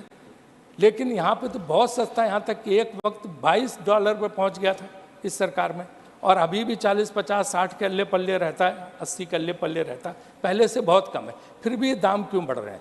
तो इसको जो है हमें देखना चाहिए कि हम क्यों 100 के पार चला गया पेट्रोल, और डीजल भी उसी के करीब करीब पहुंचा। इसका आप जानते हैं कि सबसे ज़्यादा असर ट्रांसपोर्ट पर पड़ता है। जब ट्रांसपोर्ट महंगा होता है, माने कि माल ढुलाई, तो हर चीज़ की कीमत बढ़ जाती है, और ये जनरल महंगाई को बढ़ाने में सबसे गजब इसका मतलब प्रभाव पड़ता है। और ये आप कहें कि चुनाव के पहले कम कर दो, चुनाव खत्म होते फिर बढ़ जाता, तो ये चुनाव से लिंक नहीं करना चाहिए। मुझे लगता है पेट्रोल डीजल के दाम जो हैं या क्रूड ऑयल के दाम के हिसाब से उसका फ़ायदा जनता को देना चाहिए। तीसरा वादा था कि 2022 तक हर किसी को पक्का, क्या हुआ पक्का मकान हर किसी का? तीसरा वादा पूरा हुआ, और ये वादा तो लाल किले से दिया गया था, आज तक कोई पक्का मकान नहीं बना। चौथा वादा था डॉलर के मुकाबले रुपया। जब 50 हो गया था मनमोहन सिंह की सरकार में, तो इतना हंगामा हुआ था कि ये देश की इज्जत गिर गई, देश का अपमान हुआ है, रुपया कमजोर हो गया, मतलब देश, भारत देश का विश्व में अपमान हो गया। इतना हंगामा, वीडियो आप निकाल के देख लीजिए। चौथा वादा भी उसी तरह से विफल हुआ। और पांचवा वादा 2 करोड़ रोजगार, जिस पर अन्य लोगों ने भी बोला, 10.09, 10 मतलब 11% के करीब हो गई। ब्लूमबर्ग ने सेंट्रल बिना नौकरी के पिछले साल 1,70,00,000 लोगों ने सेंट्रल गवर्नमेंट की नौकरी के लिए अप्लाई किया था, जिनमें से 38,850 को सिर्फ नौकरी मिली। इंजीनियर, जो पढ़ाई लिखाई में जो इंजीनियर हैं, बड़े बड़े उसमें किए हैं, वो सब जो है अप्लाई कर रहे हैं चपरासी की नौकरी, सफाई कर्मचारी की नौकरी। वही अगर अच्छी अर्थव्यवस्था होती तो पढ़े लिखे लोग ऑफिस में, फैक्ट्री में काम कर रहे होते और उनको ज़रूरत नहीं पड़ती कि इस तरह की कोई चीज़ करते। आप देखो ना, 80 करोड़ लोगों को आप मुफ्त अनाज देना पड़ रहा, अच्छी बात है, हम इसका समर्थन करते हैं। लेकिन ये योजना, खाद्य सुरक्षा बिल, जयराम जी यहाँ बैठे हैं, मनमोहन सिंह सरकार लाए थे और उस समय ये लागू हुआ, तो उसी प्रावधान की अच्छी बात है, हम इसमें कोई नई सरकारें आती हैं देती, लेकिन जो है इसको चालू रखना चाहिए, देना चाहिए, गरीब को भोजन मिलना चाहिए। लेकिन ये नौबत क्यों आई, ये कभी सोचा? आज हालत ये है कि अगर वो बेचारा परेशान है, वो नौकरी करना चाहता है लेकिन नौकरी नहीं है, वो नहीं मुफ्त अनाज लेना चाहता, वो अपमान के साथ नहीं जीना चाहता, लेकिन हम नौकरी नहीं दे पा रहे, हम रोजगार नहीं दे पा रहे, हम कुछ नहीं कर पा रहे, तो घर में बैठा मजबूरी में। आपने देखा कोरोना के वक्त लाखों लोग पैदल 800-800 किलोमीटर चल के गए, क्योंकि 4 घंटे का नोटिस दिया गया। अगर 2, 4, 5, 10 दिन का नोटिस होता, लोग ट्रेन से पहुंच जाते कैसे? और वो लौट के आए नहीं, कभी कोशिश नहीं कि उनको वापस ले आ जाए, वो गांव में बैठे। तो ये जो है हम देते हैं, अच्छी बात है, लेकिन हमें कम से कम उनको काम देना चाहिए। अगर 10,000 सरकारी नौकरी का अगर वो निकलता है वैकेंसी, तो 4-4 लाख लोग हो जाते हैं। लाठी चार्ज करनी पड़ती है, पुलिस में भर्ती का देख लीजिए, टीचर्स की भर्ती का देख लीजिए, कैसे लोग जो है लाठी चार्ज का सामना करना पड़ता है। तो ये चीज़ नहीं होनी चाहिए, और इस तरह के हमें रोजगार के अवसर पैदा करने चाहिए कि नौबत ना आए। छठा, महंगाई का सब ने बोला, डायरेक्ट ने भी बोला, सारे लोगों ने यहाँ पे बोला। कौन चीज़ सस्ती है बता दीजिए? न गेहूँ सस्ता, न चावल सस्ता, न तेल सस्ता, न नमक सस्ता, न चीनी सब्जी, न सब्जी दाल सस्ती, न सीमेंट सरिया, ईंट मकान, दही जलेबी तक सस्ती नहीं। तो क्या स्थिति है जब कुछ सस्ता नहीं है, रेल का किराया तक बढ़ रहा? तो जो महंगाई दर है इसको काबू करने की आवश्यकता है, क्योंकि महंगाई जो है बहुत ज़बरदस्त बढ़ती चली जा रही। जो वादा था उसके मुकाबले महंगाई दर नहीं है। 7वां वादा स्वच्छ भारत था, बहुत अच्छी बात, हम सब लोग खुश रहे। 1-2 साल तो अच्छा चला, कई मंत्रियों ने झाड़ू लगाई, सड़कें साफ की, इधर किया उधर किया, खूब फोटो छपे, गांधी जी का चश्मा लगा के जगह जगह होर्डिंग पोस्टर लगे। आज कोई सफाई पे बात ही नहीं होती, जगह जगह कूड़े के ढेर हैं, जगह जगह पिए, और टॉयलेट एक प्रेम कथा। इस तरह से फिल्म, जब भी कोई काम शुरू होता है सरकार में, पहले बॉलीवुड से फिल्म बनवा देते हैं, फिर वो फिल्म के जरिए जो है पूरा ही चलता है। और आज टॉयलेट्स की हालत देखो गांव-गांव में, भाजपा के हमारे सांसद बताते हैं कि किस इस तरह की स्थिति है सर। टॉयलेट्स की स्थिति जो है वो स्टोर बन गए हैं, गोदाम से बन गए, लोग उनमें कपड़ा सामान दूसरी चीज़ें रख रहे हैं, क्योंकि उनमें पानी का समुचित इंतजाम नहीं, उनको सफाई का इंतजाम नहीं, तो वो टॉयलेट से बने बनाए पैसा बर्बाद, उनका कुछ हुआ नहीं। तो मेरा अनुरोध है सरकार से कि टॉयलेट्स की जो बुरी हाल है उसको भी देख के काम करें, है ना। 8वां सर, थोड़ा सा टाइम दे दी, 5 मिनट। 8वां अभी तो ये तो सर सिर्फ ये, अब तो मैं सुझाव दूंगा, अब कुछ सुझाव भी है ना सरकार में, तो पॉजिटिव डिस्कशन पे हूँ। 8वां वादा सबका साथ सबका विकास सर, सबका साथ सबका विकास 8वां वादा सर 10 वादे, फिर उसके बाद सुझाव 10 बहुत जल्दी खत्म हो जाएगा। तो 8वां वादा सबका साथ सबका विकास। जब मैं योजना मंत्री था तो मोदी जी हमारे माननीय मुख्यमंत्री जी थे और वहाँ पे आते तो उन्होंने बहुत अच्छा एक प्रेजेंटेशन किया था योजना में, जिसमें कैसे राज्यों को बिना भेदभाव के केंद्र सरकार को मदद देनी चाहिए। किसी भी विपक्षी दल नहीं सकते सर प्लीज, किसी सरकार को जो है विपक्षी दलों के साथ भेदभाव नहीं होता। बहुत अच्छा प्रेजेंटेशन था। उसी के बाद फ्लैगशिप स्कीम में सर 20% का, मतलब जो 20% का फ्लेक्सिबिलिटी दी गई थी राज्य सरकारों, उन्हीं के सुझाव के आधार पर। लेकिन आज हम देख रहे हैं जो विपक्ष की सरकार है उनको न जीएसटी का पूरा एलोकेशन मिलता है, न अन्य सहायता नहीं मिलती, और उनके साथ तो सबका साथ सबका विकास कैसे होगा? अगर जो इस तरह से भेदभाव होगा तो बड़ा मुश्किल होगा। और यही नहीं, आपको अगर पता हो कि नवा वादा जीडीपी ग्रोथ हमारे ज़माने में 7.03 रही और 9 तक टच की थी, अब 5.25 है। हालांकि 6 का क्लेम कर रहे हैं, लेकिन 5.25 का आंकड़ा हमारे पास है। 10वां वादा है जीएसटी, सरल टैक्स के लिए पूरा, जैसे भारत आजाद हुआ, बस यही आखिरी वादा है। इसका तो और लिस्ट लंबी है, नहीं बोलेंगे, लेकिन इसका जीएसटी सर, आपको पता है कि जैसे भारत आजाद हुआ तो उसी तरह आधी रात में कर प्रणाली, कैसी सरल कर प्रणाली है कि पूछो मत। आप व्यापारी से जाके पूछ लिए, दुकानदार से पूछ लिए, परेशान है जिस तरह का जीएसटी है, जिस तरह से तंग हो रहे हैं इस जीएसटी से। और भाजपा के हमारे लोग ज़्यादा अच्छी तरह जानते हैं, व्यापारी वर्ग काफ़ी इनके साथ रहा, उस सब इनसे रोते हैं आके कि क्या हमारी गति है। ये जीएसटी का सरलीकरण भी होना चाहिए, क्योंकि सर बड़ा जरूरी है। इन्होंने रामायण की चौपाई पढ़ी सुधांशु जी ने, तो उसी सुंदरकांड की हम चौपाई पढ़ते हैं सर। सचु वैद्य गुर 3 जब, और प्रिय बोले भयास। आपका सेक्रेटरी, आपका डॉक्टर और आपका गुरु अगर डर के मारे आपके सामने आपकी तारीफ कर रहा, तो राज धर्म और देह, तो राज धर्म और देह 3 का होत बेगही नाश। इनकी चौपाई के जवाब में तुलसीदास जी की चौपाई है। अब सर सुझाव राजीव जी, ये बात लागू कहाँ कर रहे हो? ये बात किसके बारे में कह रहे हो? समझने की है, ये बात समझने की है। और श्री कार्तिकेय शर्मा सर, मेरा रह गया सुझाव तो रह गए, एक मिनट सर। श्री कार्तिकेय शर्मा सुनिए सर, मेरा सुझाव sir, I will go to the chair. लिख कर दे देना, ठीक। राजीव जी, you have taken 50% more time than time allocated. Thank you, Chairman, sir. And every time you cross the time limit, I looked at wish to express my gratitude to you, allowing me to speak on this very important discussion. 1 second. Last 30 seconds. 30 seconds. एक तो share market से सब सारी खुशी नहीं होती है।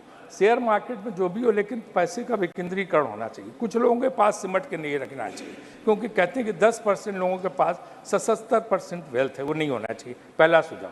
दूसरा, निर्यात और आयात के मुकाबले निर्यात ज़्यादा, आयात कम है, तो मेरे ख्याल से इसकी वजह से बैलेंस ऑफ पेमेंट, जो करंट अकाउंट डेफिसिट है, ट्रेड डेफिसिट, इस पर सब पे बहुत फर्क पड़ता है। तो सरकार से, वित्त मंत्री से अनुरोध है कि इसका ख्याल रखें कि किसी तरह से हमें निर्यात बढ़ाया जाए और आयात हमारा कम किया जाए। तीसरा, इंफ्रास्ट्रक्चर में गडकरी जी ने बहुत अच्छा प्रयास किया है, काफ़ी अच्छा काम कर रहे हैं, लेकिन जो वर्ल्ड बैंक के हिसाब से अभी $1.5 ट्रिलियन का इंफ्रास्ट्रक्चर और बढ़ाना है। तो मेरा सरकार से सुझाव की कोशिश करनी चाहिए। Shri Kartikeya Sharma, last, come on. एक तो रह गया सर, नहीं, ईज ऑफ बिजनेस रखिए, कुछ रिजर्व में रखिए। ईज ऑफ बिजनेस में क्या है कि परेशान है लोग ईडी और जीएसटी वालों से, और इसके अलावा आप इधर से बोल रहे हो, कुछ रिजर्व में रखिए, रेड टेपिज्म से। तो इस पर सर हमें कोशिश करनी चाहिए। ईज ऑफ बिजनेस बढ़ाना चाहिए और Kartikeya ji, 3 minutes. Sir. Go ahead. Sir, from inheriting an Indian economy which was slipping southwards to being painted as the global bright spot, with the Indian economy registering the fastest growth rate among large economies for two successive fiscals, and in the course for the third time in financial year 24, is a stellar achievement of the Modi government that invites deep analysis. The journey of Indian economy was steered clear through the phases of global slowdown in 2019, COVID lockdowns, commodity price steep escalation due to the war in Ukraine and global tensions, and tightening of global financial conditions. India's economy has been the fastest growing among the world's 20 largest economies for the 7 of the past 9 years. And those were only the 7 years in the past 76 years that India has achieved this distinction. India's USD 3.3 trillion GDP overtook that of the UK in the fiscal year ending March 31, 2022, making it the 5th largest economy in the world. The Indian economy, according to the IMF estimates, will emerge as the world's 3rd largest economy by 2027, hopping over Japan and Germany as its GDP crosses US $5 trillion. By 2047, India aspires to be a developed economy under the visionary leadership of the Honorable Prime Minister Modi. Sir, I would like to quote a couplet from the famous poet Wasim Barelvi. दरिया का सारा नशा उतरता चला गया, दरिया का सारा नशा उतरता चला गया, वो डुबाते रहे मुझे और मैं उभरता चला गया. दुनिया समझ में आई मगर आई देर से, कच्चा बहुत था रंग उतरता चला गया. Sir, we have achieved success in improving our GDP from 2.3 trillion in 2014 to 3.75 trillion now. On the ground, in 13-14, our per capita income was 68,000 rupees, which has now increased to 1,80,000 rupees in 22-23. In 2014, the capital expenditure was 3.9 lakh crores, and the union government under the leadership of Prime Minister has increased it to rupees 10 lakh crores by 2023. A senior member of parliament before me spoke about the issue of states. The union government has increased the allocation to the states under the various schemes from rupees 30 lakh crores during 2004 to 14 to about 100 lakh crores in the 9 years from 14 to 23. Between 2004 and 14, tax collections was 19 lakh crores, which has now increased to 70 lakh crores in the 9 years from 14 to 23. GST collection has reached rupees 1.87 lakh crores in April 2023, and monthly average GST collection is 1.69 lakh crores. Our foreign exchange reserves were 309 billion. Today they stand at 593 billion. So, sectors like hydrogen, semiconductor, electric vehicles, solar, energy, defense, Sharma ji, drone please space, mining. And please conclude, Sharma ji, please. Thank you, sir. Next speaker is GVL Narasimha Rao garu. GVL Narasimha Rao garu. Speak loudly, sir.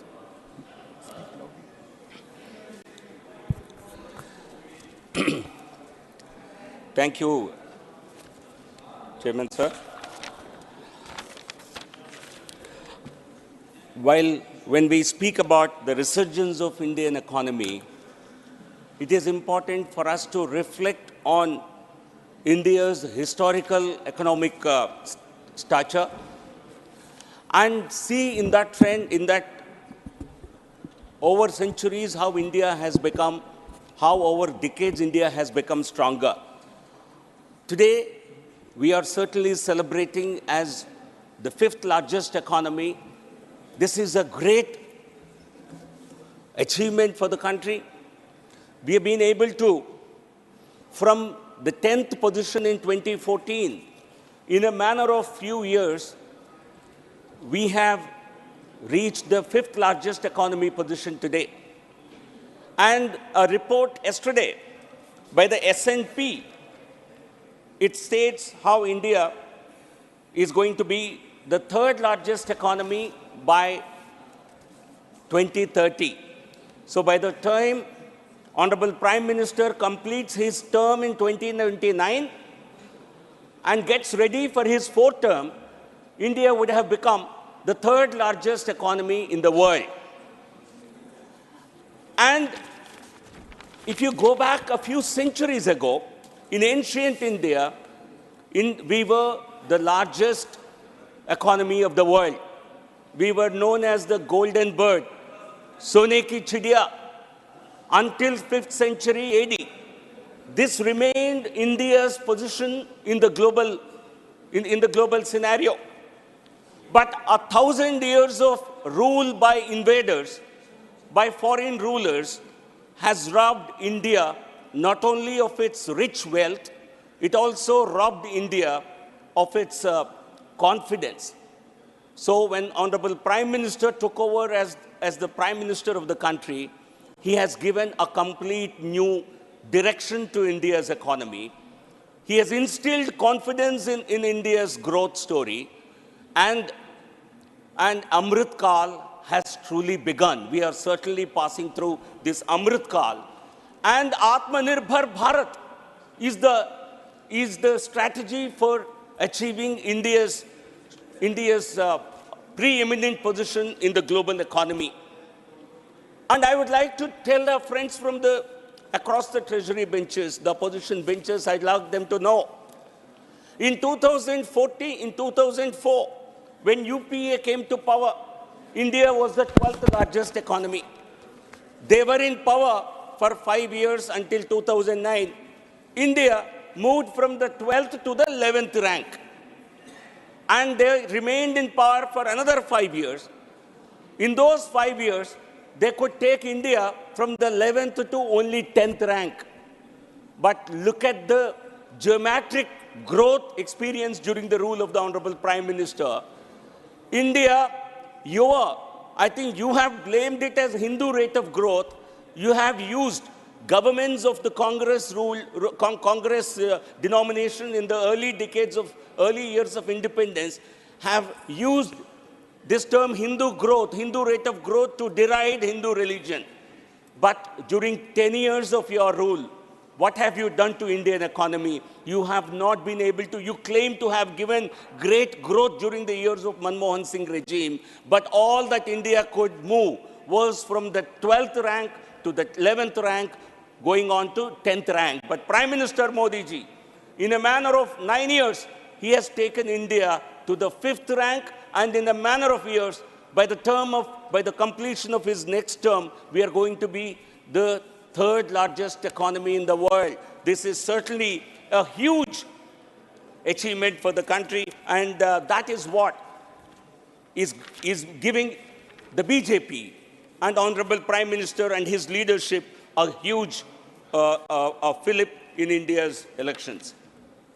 So, inflation. Our friends, I have busted their theory of growth. We gave growth. We were high growth. We gave a high growth economy, and I told them how India's position remained globally at almost at the same level through 10 years of UPA. And let me now bust their inflation claims. During the first 5 years of Prime Minister Narendra Modi ji, the average inflation rate in India was only 4.4%, well below the RBI ordained level, which is range between 4 to 6%. Look at the Congress party's performance. Look at the UPA performance. What was the inflation levels in the UPA rule? In 4 years, between 2004 and 2014, inflation levels were well below 10%. Double-digit inflation, what UPA has given this country. It was 13.9% in 2009 and 10. And under Prime Minister Modi ji, at a time when the world is experiencing one of the highest levels of inflation, India has been able to contain inflation well below even the RBI levels. Let me give you some numbers. The US inflation level is above 7%. Let me give you the exact number. US experienced over 7%, highest inflation in 40 years. UK is experiencing one of the highest inflations in the last 30 years. It is currently 7.9%. It was in June 2023, which is a high after 41 years. Europe is also struggling with inflation. Germany, which is Europe's largest economy, also has one of the highest inflation levels. It is only India.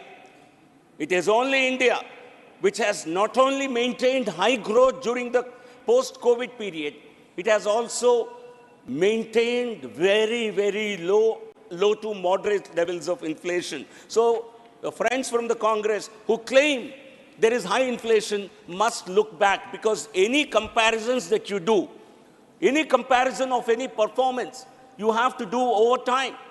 You have to do spatially, and you have to do cross-sectionally. And time series performance clearly tells us how Congress governments have given only inflation and not a real growth. Let me give some more numbers. One of the highest levels of inflation in India's post-independent India were 19.3% in 91-92 under a Congress leadership, 95-96, 12.8%, and under Srimati Indira Gandhi, it even touched double digit. It crossed even 30% for 2 years. So this is the Congress story. So every time Congress comes to power, they bring inflation along, and it is only the BJP-led governments, the NDA governments under Prime Minister Narendra Modi ji, which have given a relief to the common man. Jab Congress aati hai, tab mehengai lati hai. I think this would be a nice slogan that would go along with them, because in Karnataka, where they came to power only in early this year, in May this year, soon after they came to power, they hiked milk prices by 3 rupees per litre. They hiked electricity charges, though through a very indirect mechanism, by increasing fuel and power purchase cost elements in this. They have increased every commodity that a common man needs for his survival. So the Congress Party's only guarantee is mehengai guarantee, is inflation guarantee, and nothing else. So if you look at our performance, India's GDP growth for the last year was 7.2%, the fastest growing economy of all the major economies in the world. And this has been possible. This high growth trajectory has become possible because of a measured response, because of a judicious economic policies that the government pursued mainly during the COVID and post-COVID era. And friends from the opposition, all of them claim that India's economy can only be revived by putting money directly into the hands of the people, by giving helicopter money. But that kind of any country, all countries that have followed that prescription have actually failed. And these are the countries which are experiencing one of the highest inflation levels in half a century. Prime Minister Narendra Modi ji's economic vision and economic policy is today being hailed as the best in the entire world. What has made this kind of an economic transformation, this kind of a turnaround possible? Let me give a few illustrations. Let me cite a few cases. One, the Atmanirbhar vision. I think COVID, which is a challenging period for the entire globe, was used to unveil a new economic vision that was Atmanirbhar Bharat vision, that has actually helped India transform its economy. Also, our governance principle, Prime Minister's governance principle of Sabka Saath, Sabka Vikas, Sabka Vishwas, actually translated into money reaching to the most needy people and ensuring that they do not suffer the hardships of the COVID period, and they are able to lead a very happy and a healthy life. Second, a digital revolution. I think the whole world is overawed by the success of Indian economic digital revolution. Today, in October 2023, we have touched an all-time high of 11.4 billion UPI transactions, crossing even 10 billion transactions that we got successively for the 3 months. And this resulted in a digital transaction of over 17.16 lakh crore. So this certainly was a contributor. It transformed Indian economy into a cash-based economy, into a digital economy. Clearing the banking mess, because what the UPA left for Narendra Modi ji was a banking sector in complete mess. This government has not only cleaned up the banking sector, it has actually infused dynamism into the sector. Today, the Indian banking sector is one of the best performing banking sectors anywhere in the world. While many banks, even central banks, have experienced difficulties abroad, Indian economy, Indian banking sector is going through its best periods. Gross NPAs and net NPAs are at their decadal lows. And public sector banks have their resources have now been used for acting as pillars of Jan Kalyan. In fact, public sector banks have recorded profits of over 1 lakh crore in the last financial year, and that money has been plowed into financing the welfare of the poor. Also, we have seen how a transparent regime like the GST, which is a huge contribution of Honorable Prime Minister, GST collections are at their highest levels. 1.72 lakh crore was the GST collection in October 2023. This is the second highest ever. A few months ago, a year ago, 1 lakh crore also was considered to be a very important milestone to be achieved. And today, we have crossed 1.73 lakh crore. This clearly shows the buoyancy in the Indian economy. It shows the resurgence in the Indian economy. And anyone who disputes it can only get their validation in these numbers. There is also a surge in direct tax income, direct tax revenues. The direct tax revenues are 10.6 lakh crore till 9th November, as against 10.6 lakh crore previous year during the same period, which has registered a near 22% healthy growth. This clearly shows even the net growth in corporate income tax collections shows a 12.5% rise. So there is a resurgence in the Indian economy across all the sectors. The investments, both the private investment and the foreign direct investment, have shown a big improvement. The foreign direct investment during the UPA 10 years, during the UPA 10 years was $304 billion, which has more than doubled to $628 billion so far. This is an increase of more than 100%. So with this kind of a performance, the country is poised to achieve its economic goals and very soon to become third largest economy in the world and going back to achieving India's ancient glory under Prime Minister Narendra Modi ji. Yehi Modi ji ki guarantee hai. Thank you. Thank you very much. Thank you. Next speaker is Dr. Ami Yazni. Ji, Madam.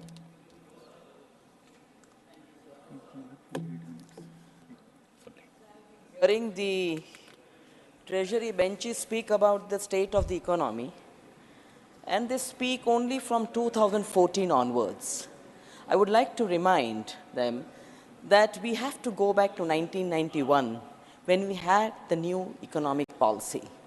That is the point when the borders for economy were opened for foreign investment to come in the country. When foreign investment policy was taken, at that time, Dr. Manmohan Singh ji was the finance minister. I would just like to point out a few things before I just come to the main 2 points. Structural reforms were ushered in, and the structural reforms take a long time to result, and it took a long time. It takes always. You look at the world economy in any way. So this 1991 was the starting point. So we may have to refer to these points and not just jump to that we have become independent only in 2014. Now coming to the state of economy today, three main factors, three main areas which I would like to say in a short time. First is the farmer section, the agriculture sector. Some of the data is not even in the formal economy because they are landless farmers who are working on farms.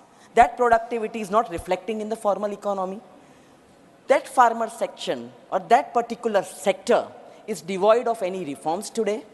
They are wanting some kind of reforms which is not reflecting in the economy, and we are seeing landless farmers, we are seeing farmers who are wanting some kind of reforms, and they want credit, they want equipments and several other things.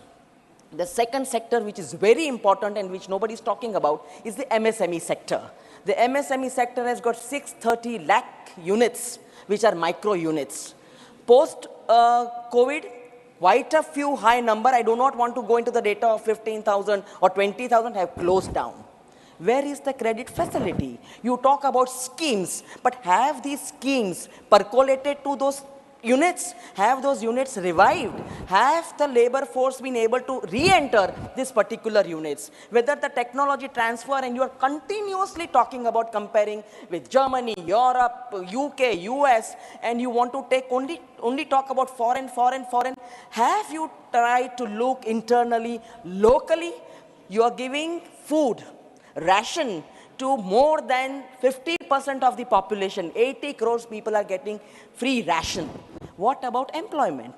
Coming to employment later on, back to MSME sector. Where are the credit facilities? Where is the credit which is required to revive a unit and give them life? And this MSME sector is the backbone of the economy.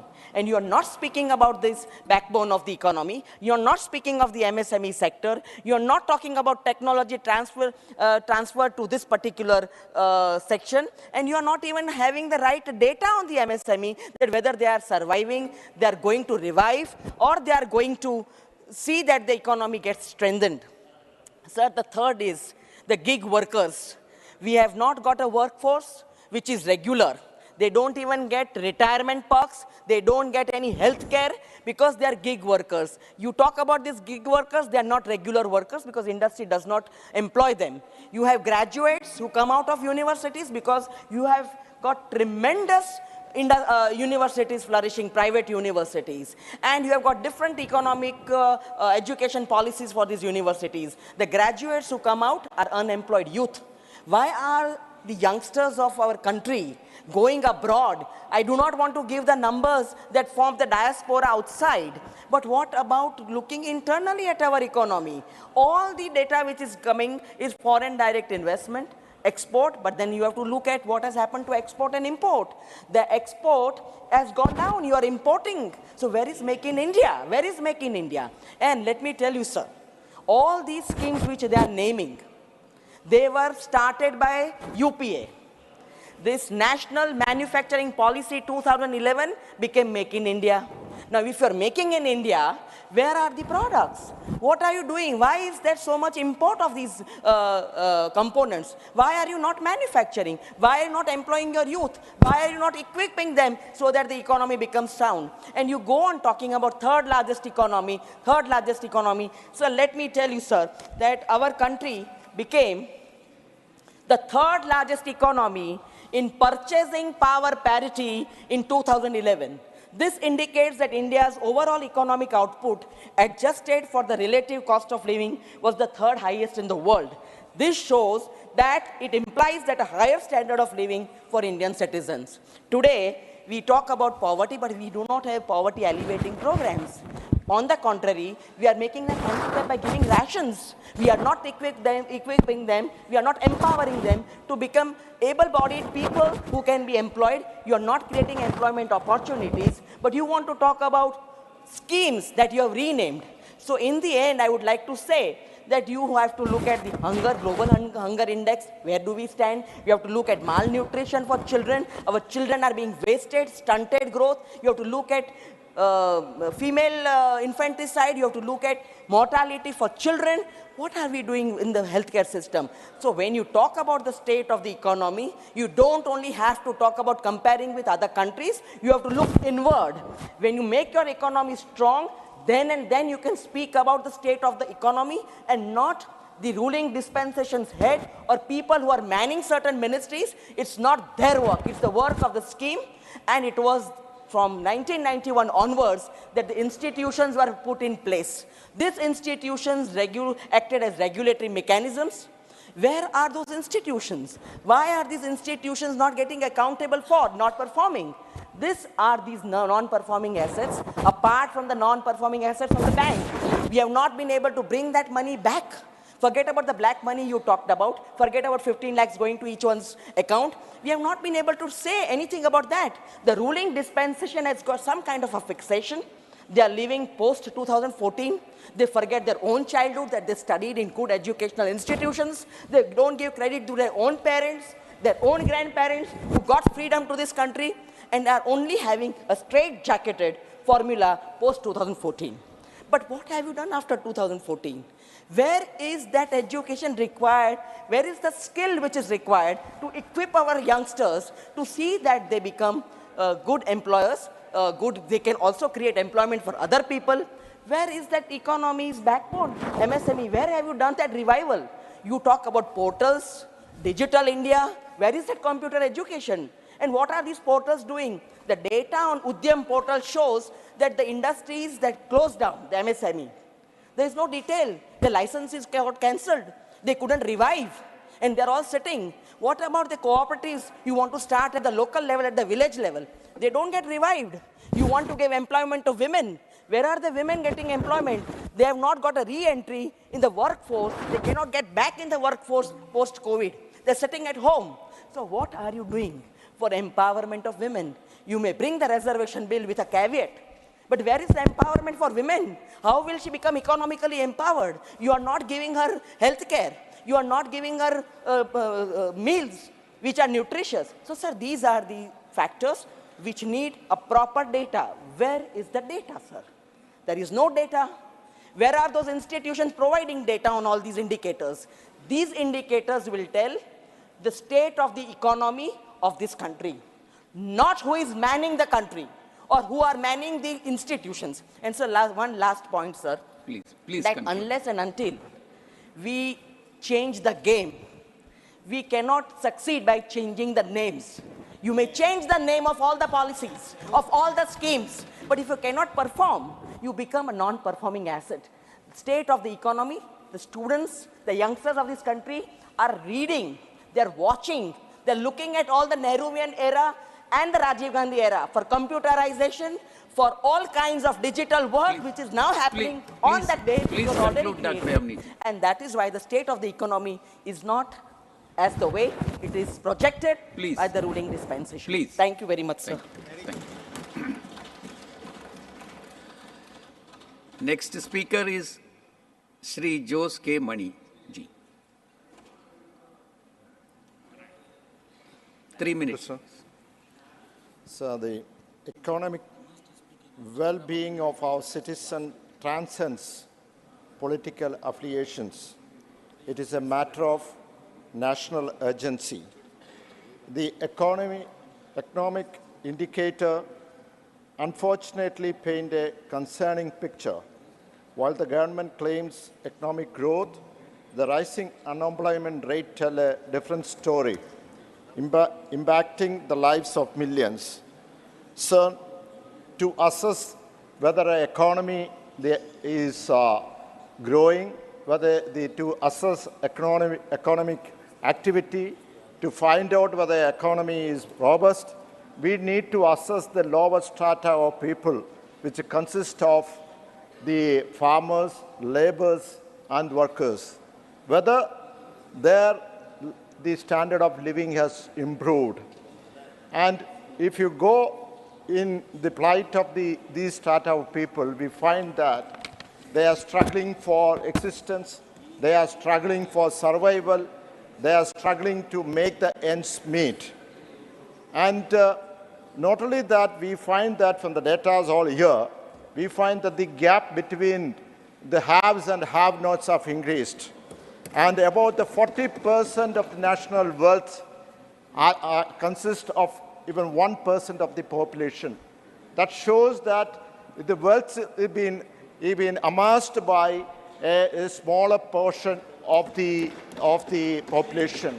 So this really shows that the government is pro-corporate, pro-industry. There is nothing wrong in pro-industry, but it should not be at the expense of the farmers, the lower strata of the people.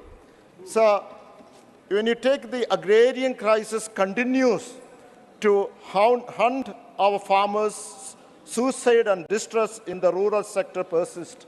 According to the National Crime Records Bureau, it states that the report states that 154 people, that is the farmers and daily wage laborers in India, commit suicide.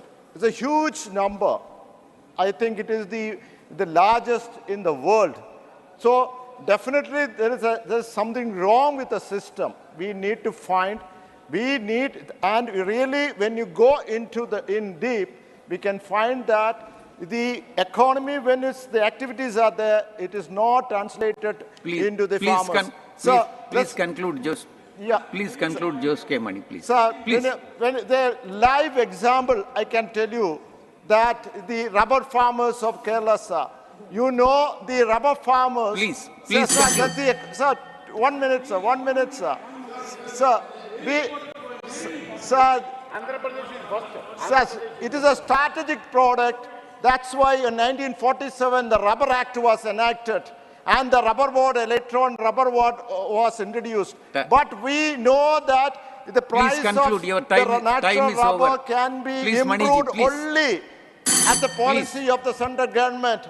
If there is no, we find that any states where there is no political gain by the BJP, they will not give any development at all. Please.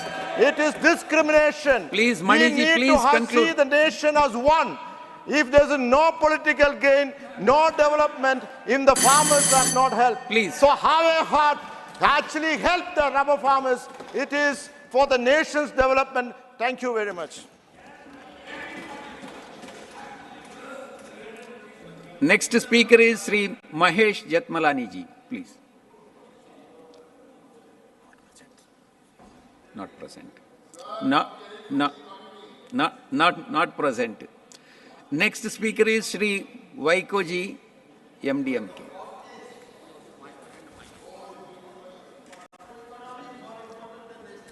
Mr. Vice Chairman, sir. 3 minutes, Vaiko ji, please. I'm so thankful to you for giving me this opportunity to participate in the discussion on the economic situation in the country. India's current GDP is $3.75 trillion US, which the present BJP government claims it would go to $5 trillion in 2025. But who will be benefited by this growth? It is a jobless growth. Unemployment is increasing. As on October 2023, it is 10.505%. The educated unemployed youth in the country are struggling to get employment opportunities. We are witnessing every year 1 crore job loss in our country, and the wages of the workers are falling drastically. We are witnessing the continuing agrarian crisis. You have promised doubling the farmers' income, but unfortunately, farmers' income did not get doubled, but at the same time, suicides of the farmers got doubled.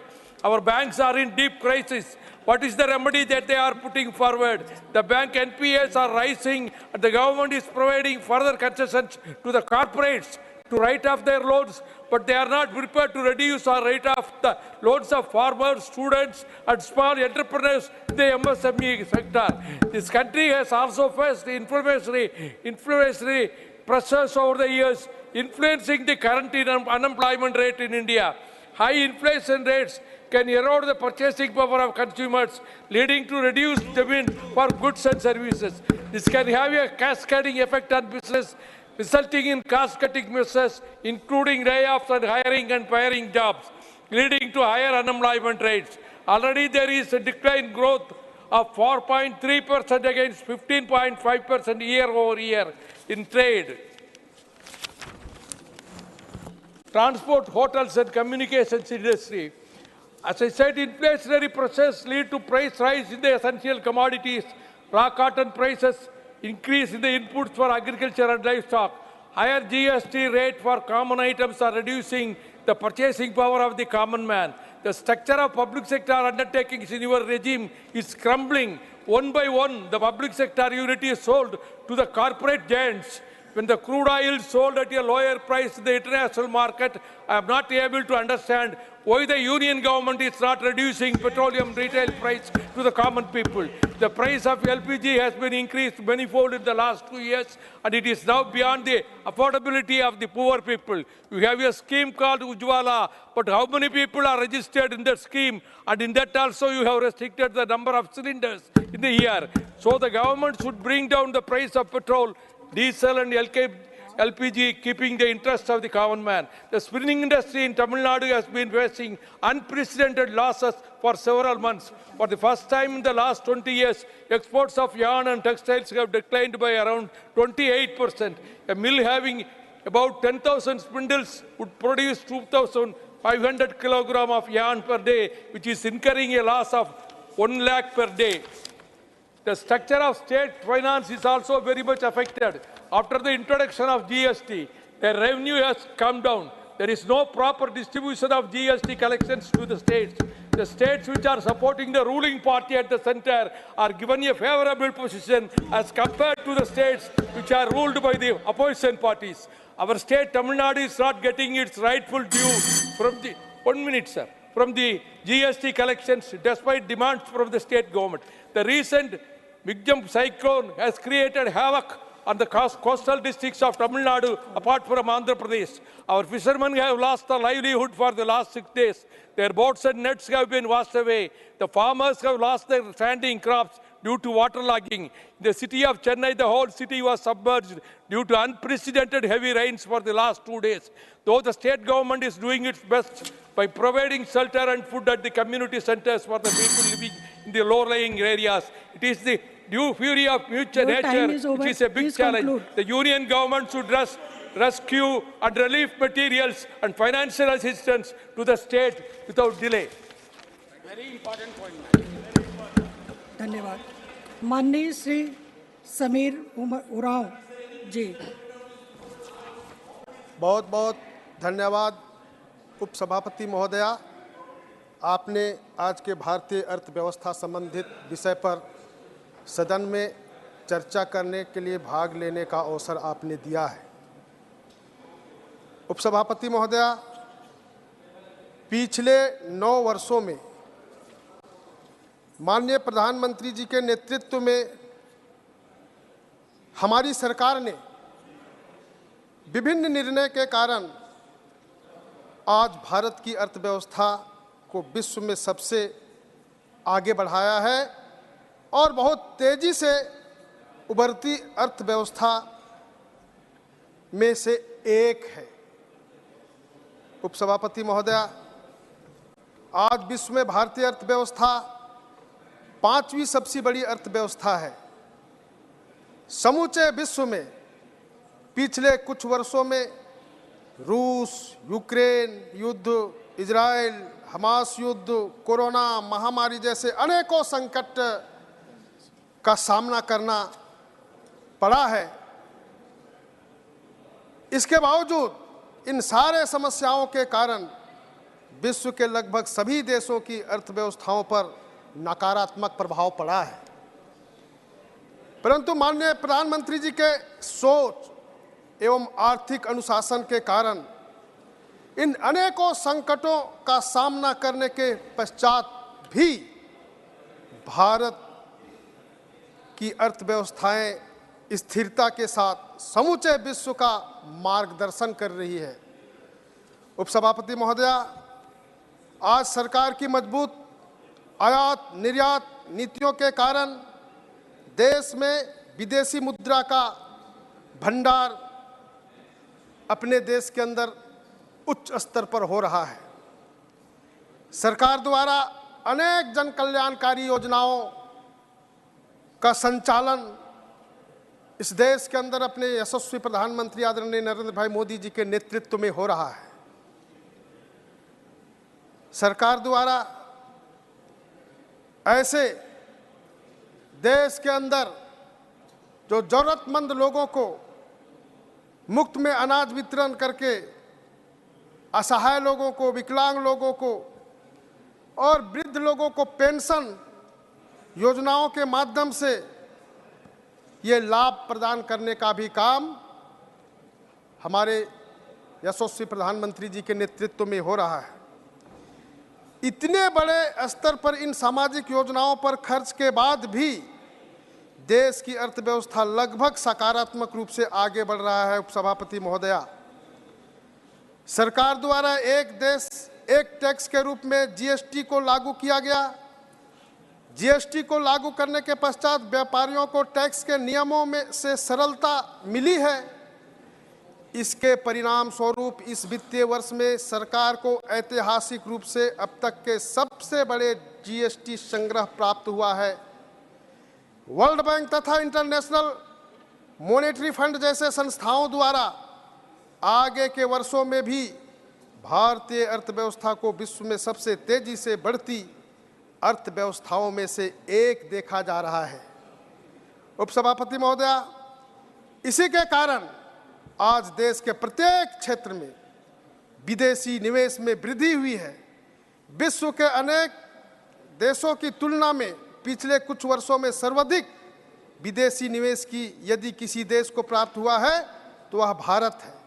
उपसभापति महोदया, pandemic our में जिस प्रकार से हमारे प्रधानमंत्री जी ने vocal for local के सूत्रों के आधार पर हमारे स्थानीय उत्पादकता को किस प्रकार से यहाँ के युवकों के माध्यम से जो आगे बढ़ाया है, जैसे जो है हम जनजाति क्षेत्र से आते हैं, झारखंड से आते हैं, झारखंड में वन क्षेत्र है, वहाँ जो है वनोत्पाद है, नॉन टिम्बर फॉरेस्ट प्रोड्यूस है।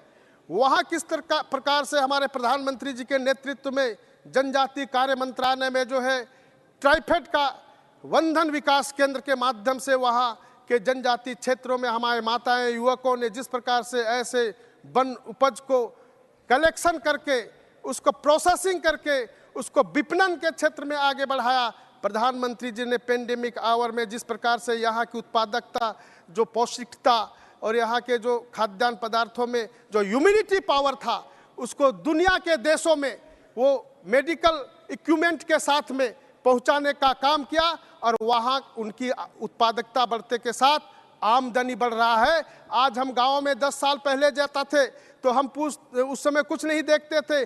आज जब 10 साल के बाद मैं जाता हूँ इन 9 वर्षों के अंदर में तो मैं पूछता हूँ कि भाई ये क्या है, तो नहीं, हम लोग एक मिनी राइस मिल बैठा है यहाँ पे, सारे लोग हम लोग मिल करके आसपास के जो भी धान का उपज होता है उसको हम यहाँ चावल बनाते हैं, इससे हमारी आमदनी बढ़ रही है। तो ऐसे अर्थव्यवस्था में एक गांव भी सहभागिता हो करके ये भारत की अर्थव्यवस्था को आगे बढ़ाने में सहभागी हो रहे हैं।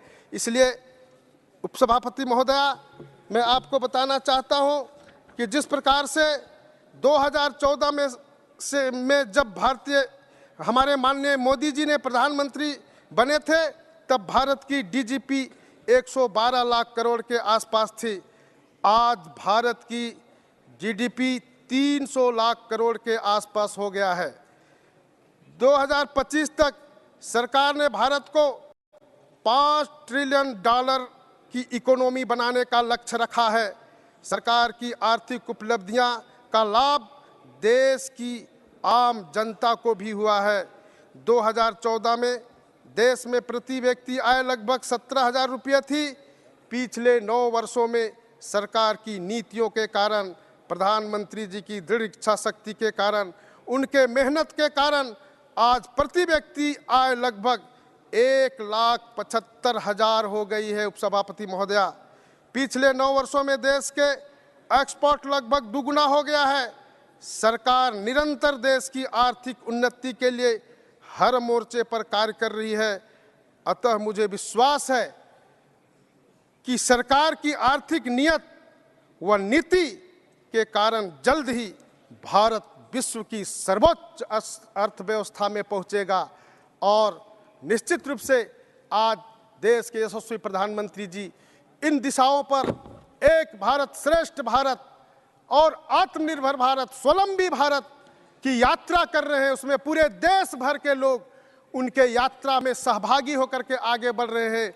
निश्चित रूप से विश्वास है कि हम ये आने वाले दिनों में, ये 2024 में हम निश्चित रूप से अर्थव्यवस्था की दृष्टि से हम तीसरे स्थान पर पहुंचेंगे और उसके और आगे जाने पर प्रधानमंत्री जी के नेतृत्व में हम जो है पहले स्थान तक भी पहुंच सकते हैं, ऐसा विश्वास है। बहुत बहुत धन्यवाद।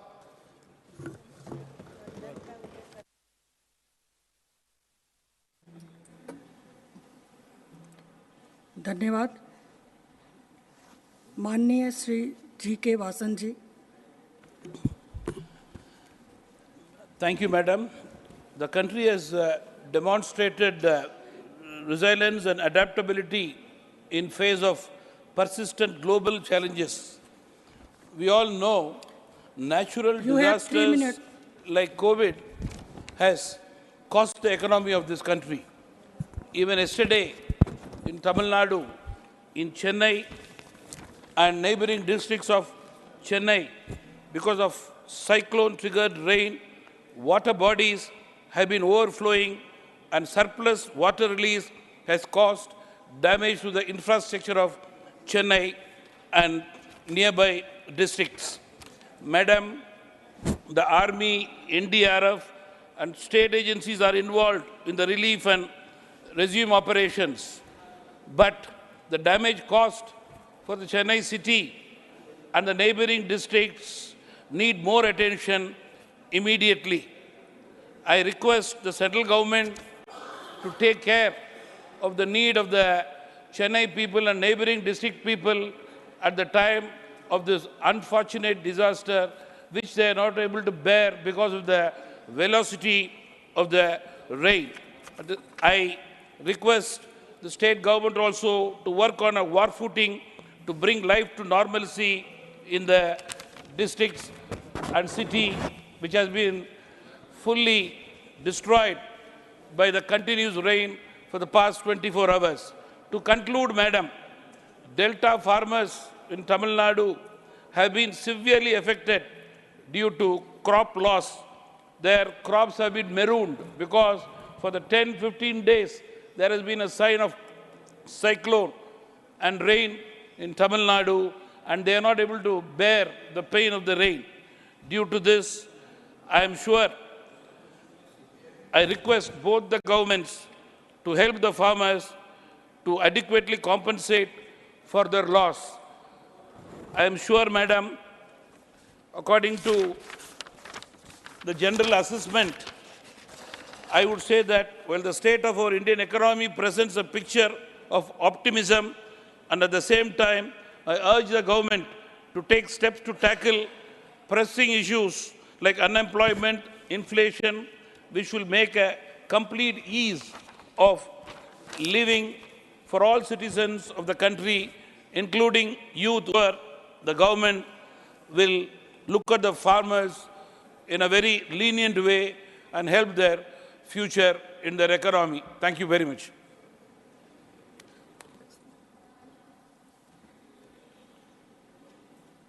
माननीय श्री राकेश सिन्हा जी, आपके पास 15 मिनट का समय है। 15।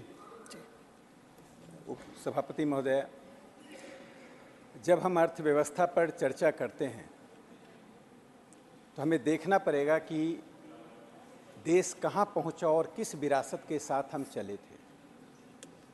हमारे कांग्रेस के मित्र बैठे हुए हैं, यानी कांग्रेस परिवार वहाँ बैठी हुई है।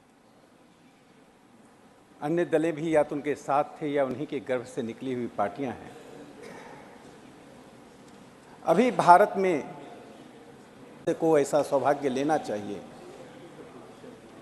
देश कहां पहुंच रहा है और देश के लोग किस आत्मविश्वास के साथ विकास यात्रा में शामिल हैं, यह देख भवन गामा विकास यात्रा का रथ वहां पहुंचा था। सैकड़ों लोग आए थे, उसमें 80% महिलाएं थी। उनके आत्मविश्वास को मैं देख सकता था। उनमें से एक शोभा कुमारी जी से मैंने प्रश्नोत्तर किया। शोभा कुमारी उस भवन गामा गांव की थी जिनकी दादी और मां चूल्हे में गोईठे के साथ अपना जीवन बिताई थी। शोभा कुमारी को उज्ज्वला योजना का जो लाभ मिला, वो जिस आत्मविश्वास के साथ बता रही थी, मुझे ऐसा लगा प्रधानमंत्री नरेंद्र मोदी जी ने जो सबका साथ, सबका विश्वास, सबका प्रयास की बात कही थी, उसका साक्षात स्वरूप देखने को मिला। एक दूसरे गांव में मैं गया, वह बदौली गांव है। वहां सुनीता कुमारी जी से मैं मिला। सुनीता कुमारी की शिक्षा क्या थी मैं नहीं जानता हूं, लेकिन जीविका योजना के कारण जो उन्होंने अपने सम्मान की बात कही, समाज में बढ़ती हुई सम्मान की बात कही, और आपात स्थिति में सस्ते दर पे जो उन्हें ऋण मिला उसकी चर्चा की। तीसरा पड़ाव मेरा एक रघुनाथपुर साहेबपुर कमाल का था। उसी जिले में साहेबपुर कमाल ब्लॉक में रघुनाथपुर करारी एक गांव है।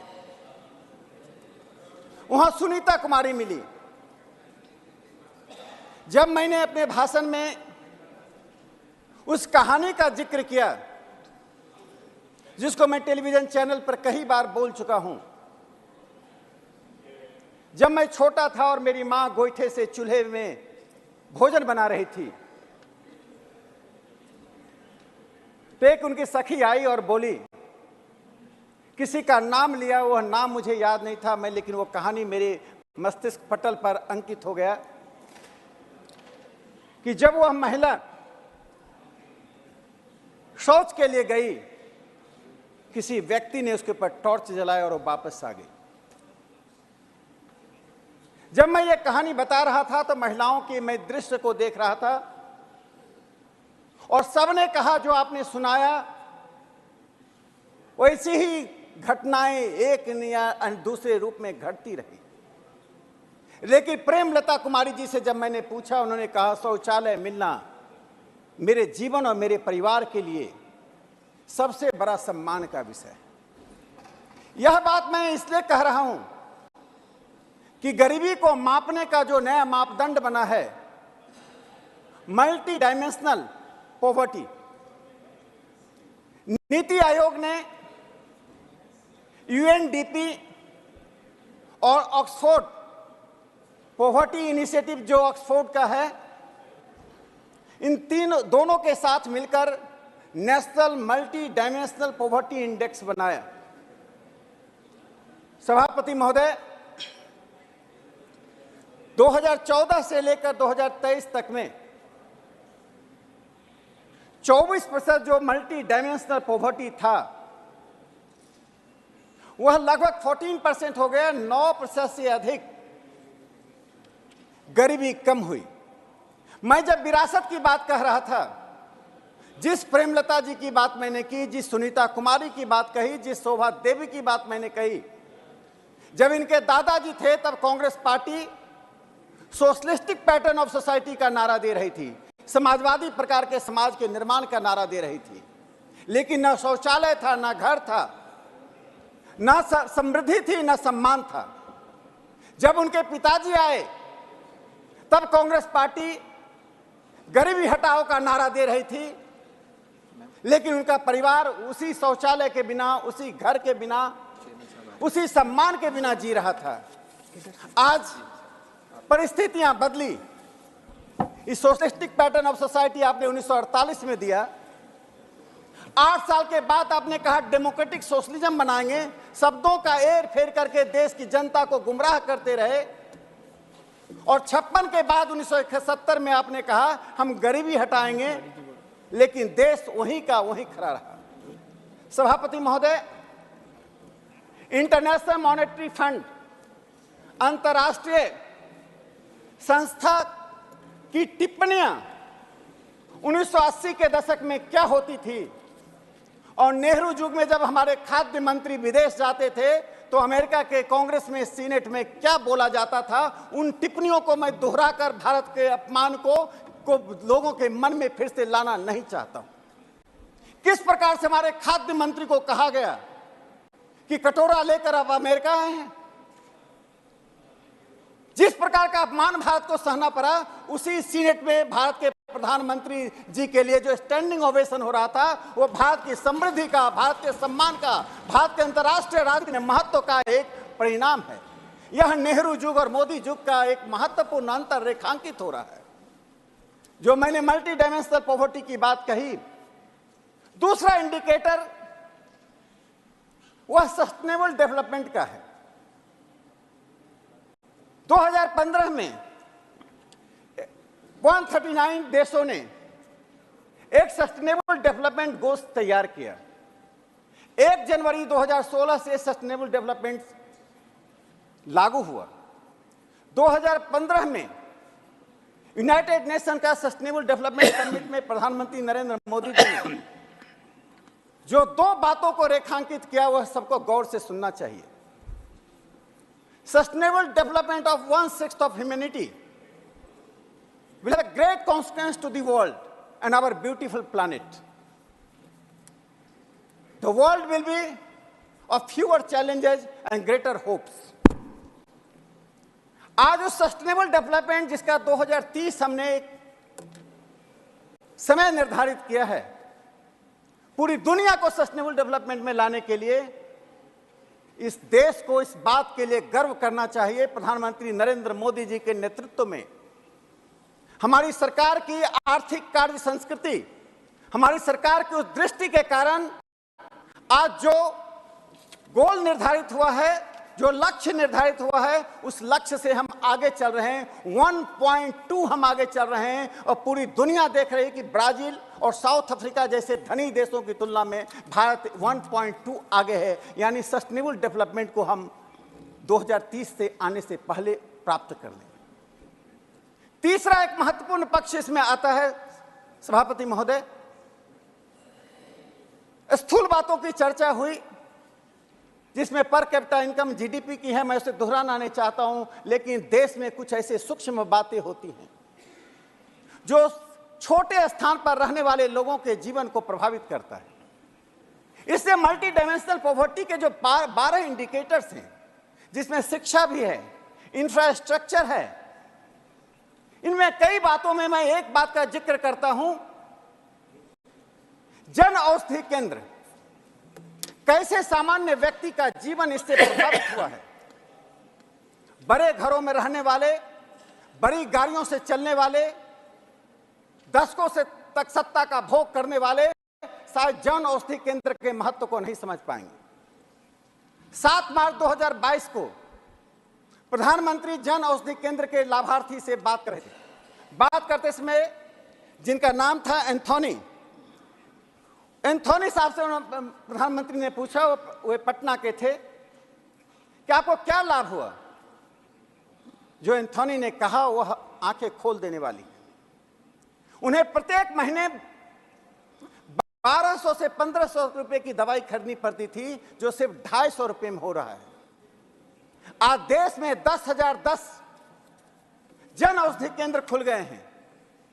उसी बातचीत के क्रम में एक दूसरे लाभार्थी से जब प्रधानमंत्री जी ने पूछा, मिस्टर बेहेरा से, तो बेहेरा ने कहा कि प्रत्येक महीने उनकी बचत 2000 से 2500 रुपए तक हो रही है।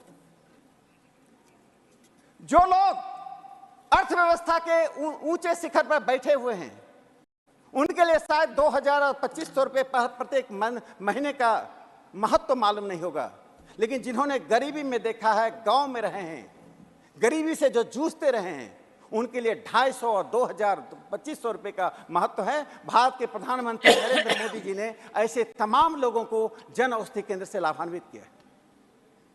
एक दूसरा पक्ष देखिए, कैसी सूक्ष्म बातें देश के सम्मान को बढ़ाती हैं।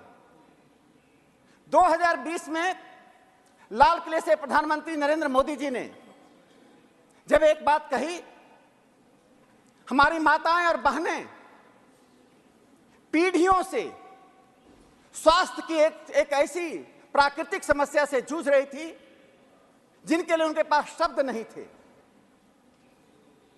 प्रधानमंत्री नरेंद्र मोदी जी ने सैनिटरी नैपकिन को सामान्य महिलाओं तक पहुंचाने की बात करके न सिर्फ उस टैबू को तोड़ा, आज जन औषधि केंद्र में, मैं आज से 6 महीने पहले की आंकड़ा बता रहा हूं, 21 करोड़ सैनिटरी नैपकिन सिर्फ जन औषधि केंद्र से बिका है। वहां जाने वाली जो महिलाएं हैं वे अत्यंत ही सामान्य परिवार की डिप्राइव्ड महिलाएं हैं। इसी मल्टी डायमेंशनल पॉवर्टी में जब भारत के प्रधानमंत्री मोदी जी ने स्वच्छता अभियान शुरू किया तो मैं जानता हूं उस वक्त हमारे विपक्ष के कई साथियों ने उसका किस प्रकार से माखौल उड़ाया था। आज देश स्वच्छता अभियान में 21% जो डिप्रीवेशन था उससे आगे बढ़ चुका है। ठीक उसी प्रकार से फ्यूल डिप्रीवेशन में लगभग 14% आगे बढ़ चुका है। यह जो गरीबी दूर करने के लिए प्रधानमंत्री नरेंद्र मोदी जी की जो दृष्टि है, जो एक योजना है, उसका एक स्वरूप देखिए। आईएमएफ हम पर क्या टिप्पणी करता था और आईएमएफ के अधिकारी हमारे बारे में अभी क्या कहा। जब डीबीटी डायरेक्ट बेनिफिट ट्रांसफर के बारे में उन्होंने कहा, यह एक चमत्कार, एक तार्किक चमत्कार है। It is logistical Marvel. ऐसा क्यों कहा? मैं 2 आंकड़े आप सदन के सामने प्रस्तुत करना चाहता हूं। 2023-24 में 3,28,000 करोड़ का डीबीटी होने का अनुमान है। उससे जो एस्टिमेटेड सेविंग है,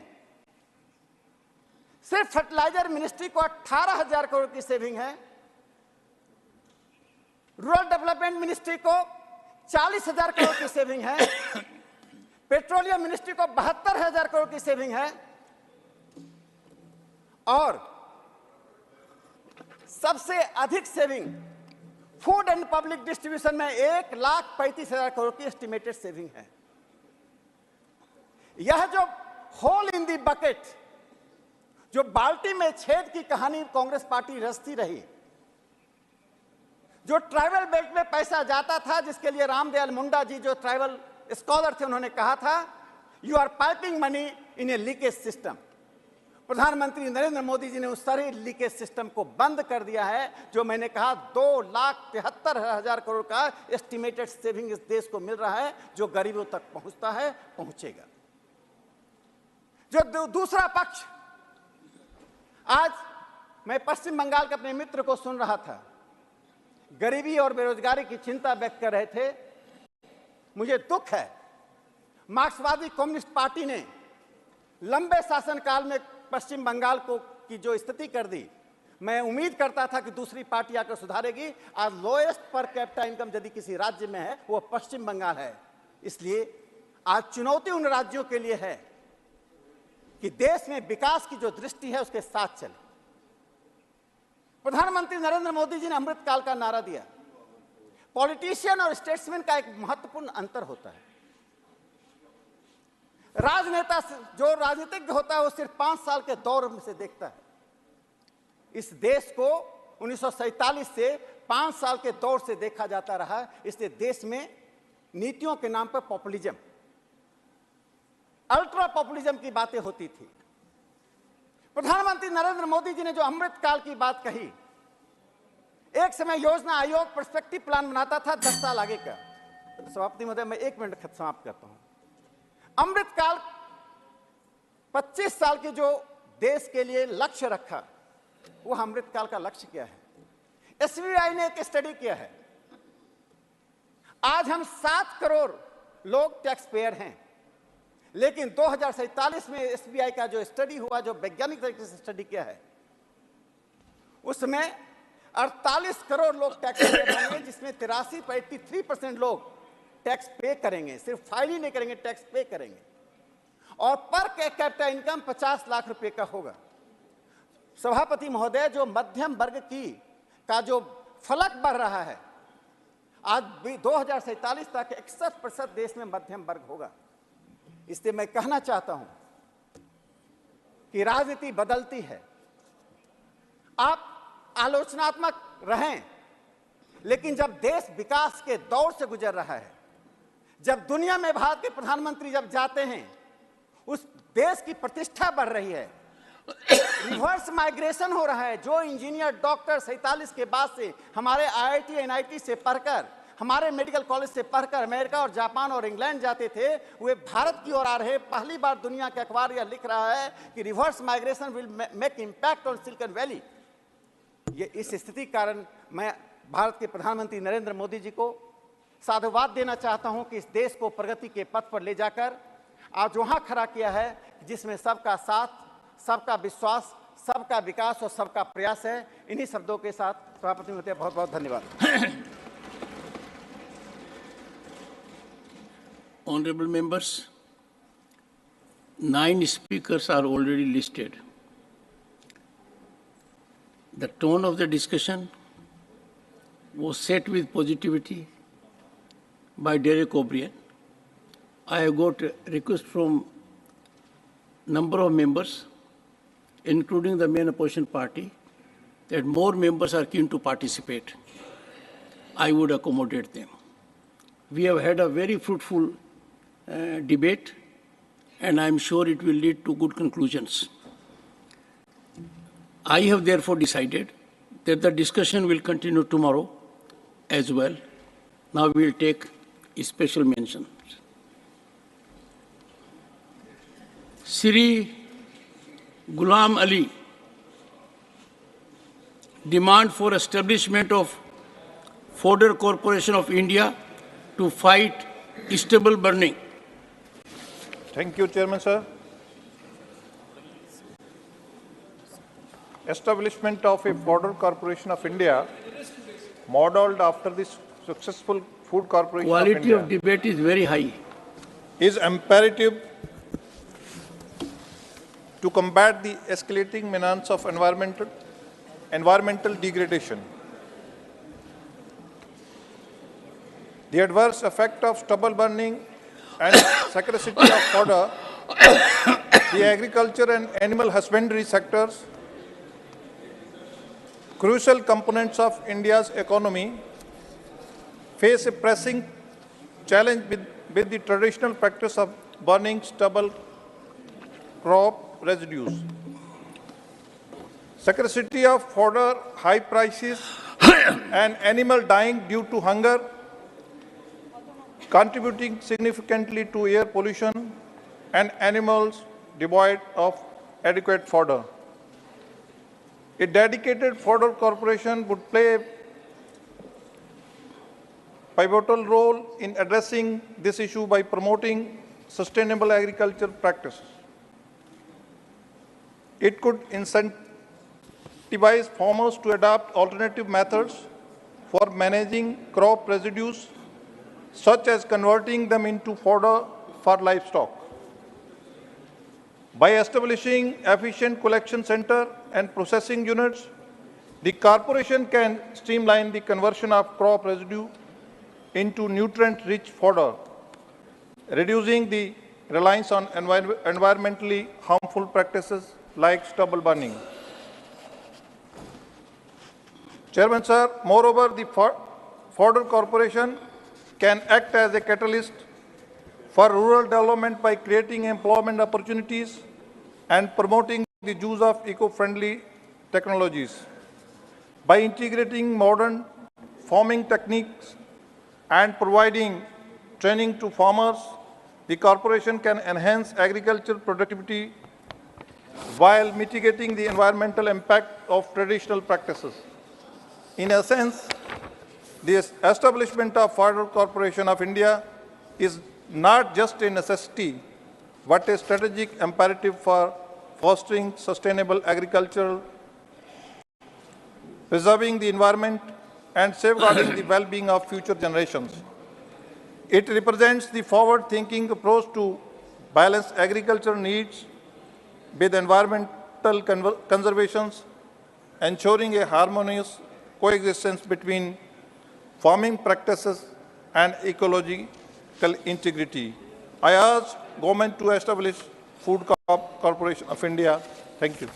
Sri Subhash Chandra Bose Pilli, demand for mega food storage plant. Respected Chairman, sir, thank you, sir. The world's largest grain storage plant in cooperative sector seeks to address crucial objectives of strengthening market infrastructure and ensuring better prices to farmers. However, the scheme has faced conflicts with farmer producers organizations and inefficiencies in agricultural cooperatives.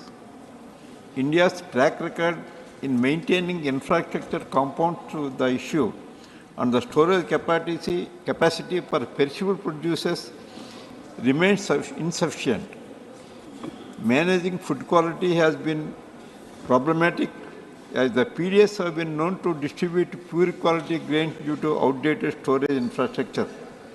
There has been a lack of proactive measures and investments in addressing post-harvest losses, causing farmers to bear the brunt of these issues. Post-harvest losses in India are due to insufficient infrastructure, including suboptimal storage capacity, inadequate handling and packaging, along with the different transportation infrastructure, lead to physical injury and contamination. Price inflations increase losses for farmers, while insufficient pest and disease management practices further spoil crops. Financial constraints coupled with limited access to credit hinder investment in improved facilities and technologies. I would request the Honorable Minister for Food and Public Distribution to modernize the existing storage, including separate capacity for horticultural crops, and introduce more schemes focusing on processing perishable items. Thank you, sir. Sri Niranjan BC, demand for a broad-based and inclusive national tourism policy. Not present. Sri Tiruchi Shiva, concern over high vacancies in central universities. Thank you very much, Chairman, sir. Sir, higher education institutions significantly contribute to shaping young talent and the future of the country. But for years, many administrative and teaching positions have remained vacant in various central universities. This causes reduced student enrollment, issues on infrastructure development, research funding, and student services, increased workload on existing faculty, and restricted research output and innovation. Over 6,500 plus faculty positions are vacant across the country. Delhi University 900, Allahabad University 622, Banaras Hindu University 532, Aligarh Muslim University 498, and JNU 326, Jamia Milan Islamia 223, Tripura University 146, Central University of Kashmir 116, Central University of Haryana 120, Harvard Nandan Baguna Garhwal University 236, as per Ministry of Education 2022. Sir, the condition is dire, especially for the University of Delhi, one of India's premier institutions. Delhi University and its colleges started selection for permanent positions after a gap of 10 years only last September. Faculty shortages can be solved by engaging research scholars and visiting faculty, but contract ad hoc employment are a short-term solution. Transparency in the selection committee mechanisms and academic performance indicator calculations with equal emphasis on interviews and experience is integral. Education outlay was hiked by 8% in the Union Budget 2023-24. This needs further improvement. For a future perspective, pedagogic reforms and synchronization of recruitment processes with best global practices are needed. I urge the government to look into the matter. Thank you very much, sir. there should be a word of appreciation. After a long gap, Delhi University, under Vice Chancellor Professor Umesh Singh, has effected massive recruitment, very transparently, very effectively. The point is well taken. Shri Krishnalal Pawar, demand of housing for scheduled caste. There is a disclaimer. I am Chancellor of Delhi University, because Derek was looking at me. So there is a disclaimer. I am Chancellor Delhi University, therefore I know about it.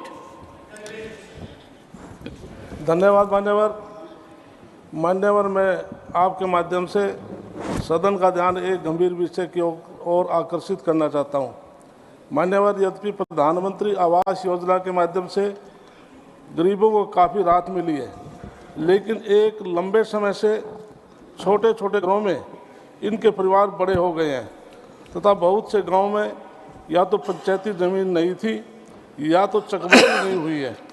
मान्यवर, मेरा भारत सरकार से सुझाव है, ऐसे तमाम मामलों में ज़मीन अधिग्रहण करके गरीबों के लिए रिहायशी मकान बनाए जाएं। इसके अतिरिक्त मेरा एक सुझाव भी है, जिस परिवार में 5 से ज़्यादा वयस्क लोग हों उनको 2 यूनिट मानकर 2 रिहायशी मकान दिए जाएं।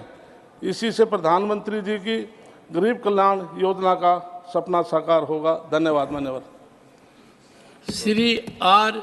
Girirajan, demand to include Tamil Nadu in the National Cyclone Risk Mitigation Project and establish multi-purpose cyclone center at vulnerable locations.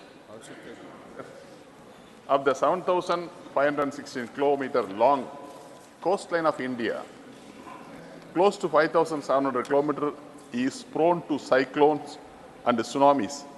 68% of the cultivable area is vulnerable to drought and hilly areas are at risk from landslides. The coastal areas of Tamil Nadu are increasingly vulnerable to tropical cyclones and the consequent recurrent loss of life and property.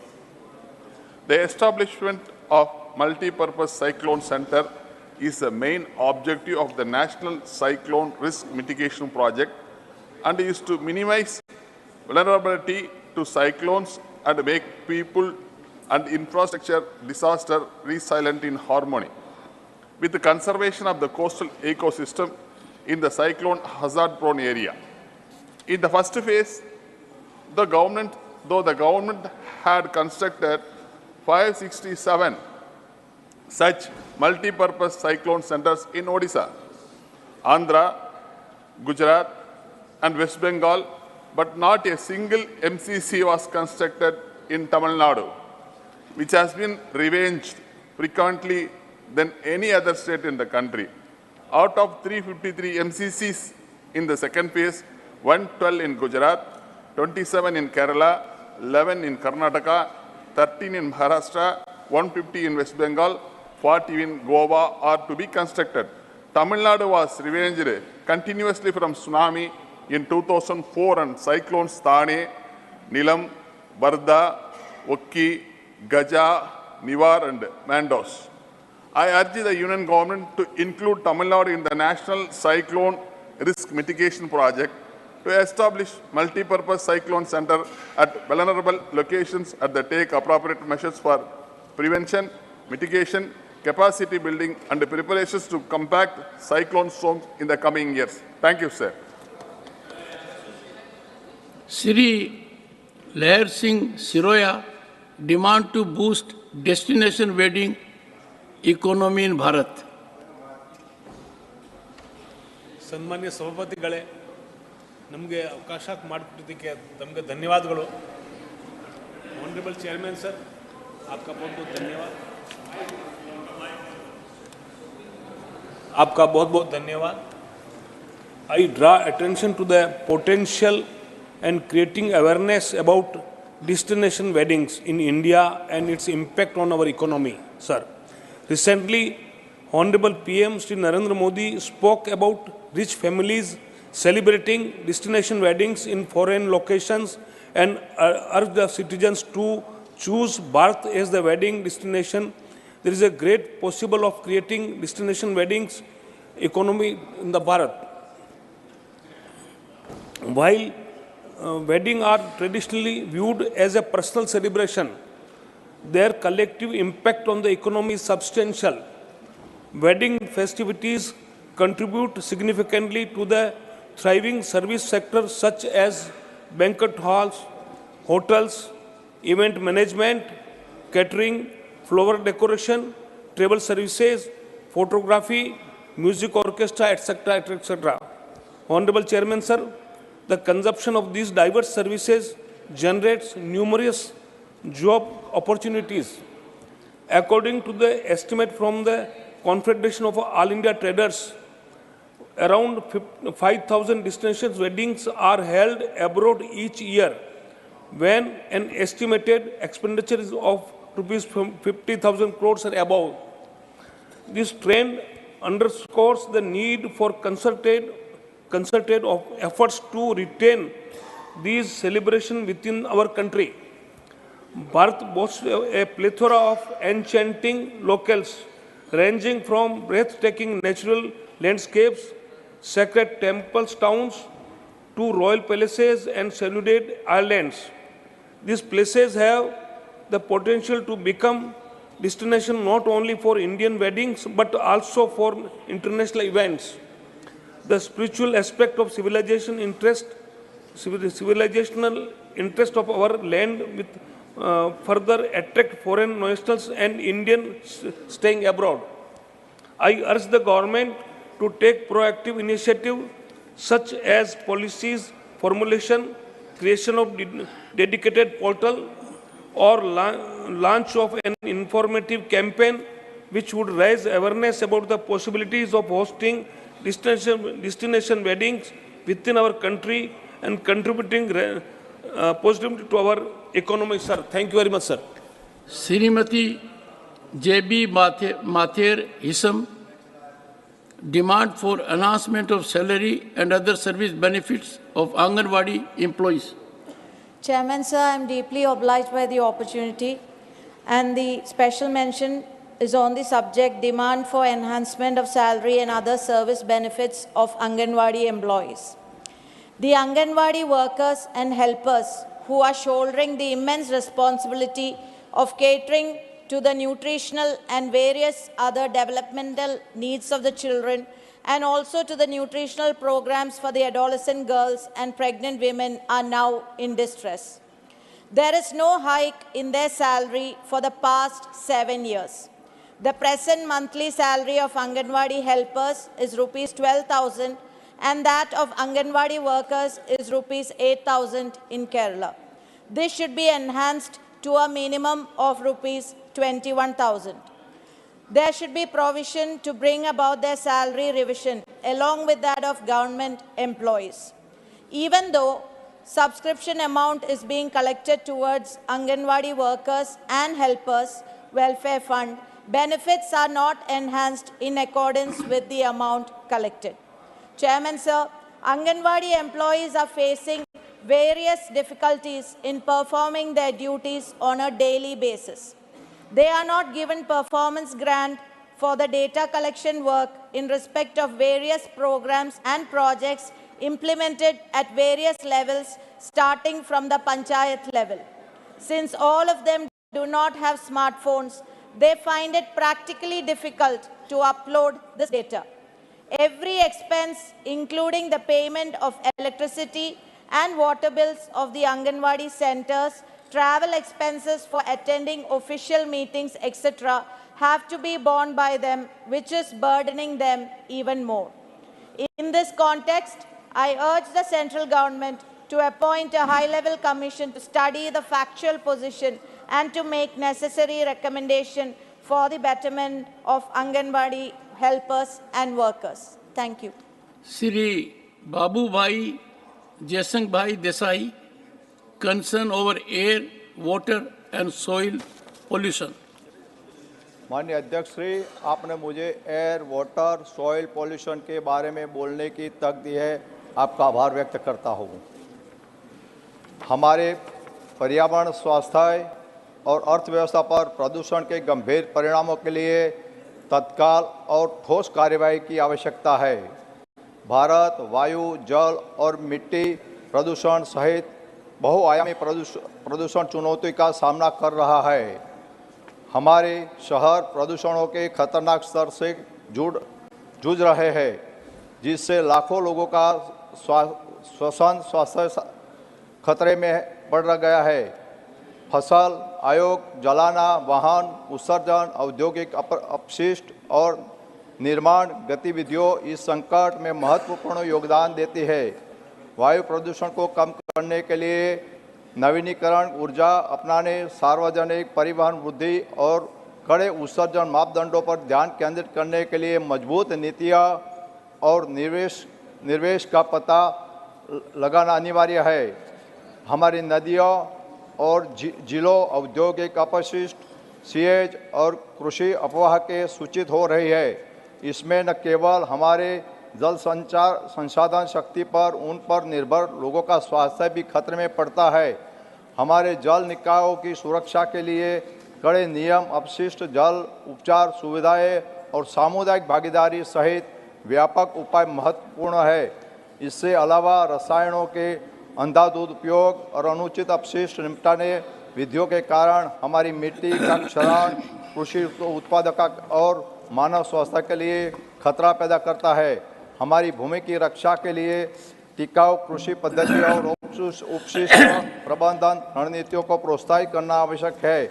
मैं सरकार के प्रदूषण से निपटने के लिए प्राथमिकता देना आवश्यक करता हूँ। माननीय अध्यक्ष श्री, अपने ऋषि मुनियों ने और अपने वेदों और शास्त्रों ने भी बोला है कि जिसका कोई विकल्प नहीं है, ये चीज़ को पूरी अपने को तकेदारी लेने की अपने सबकी फर्ज है। Thank you sir. Doctor John Brittas, concern over fiscal stability of states. Thank you, sir.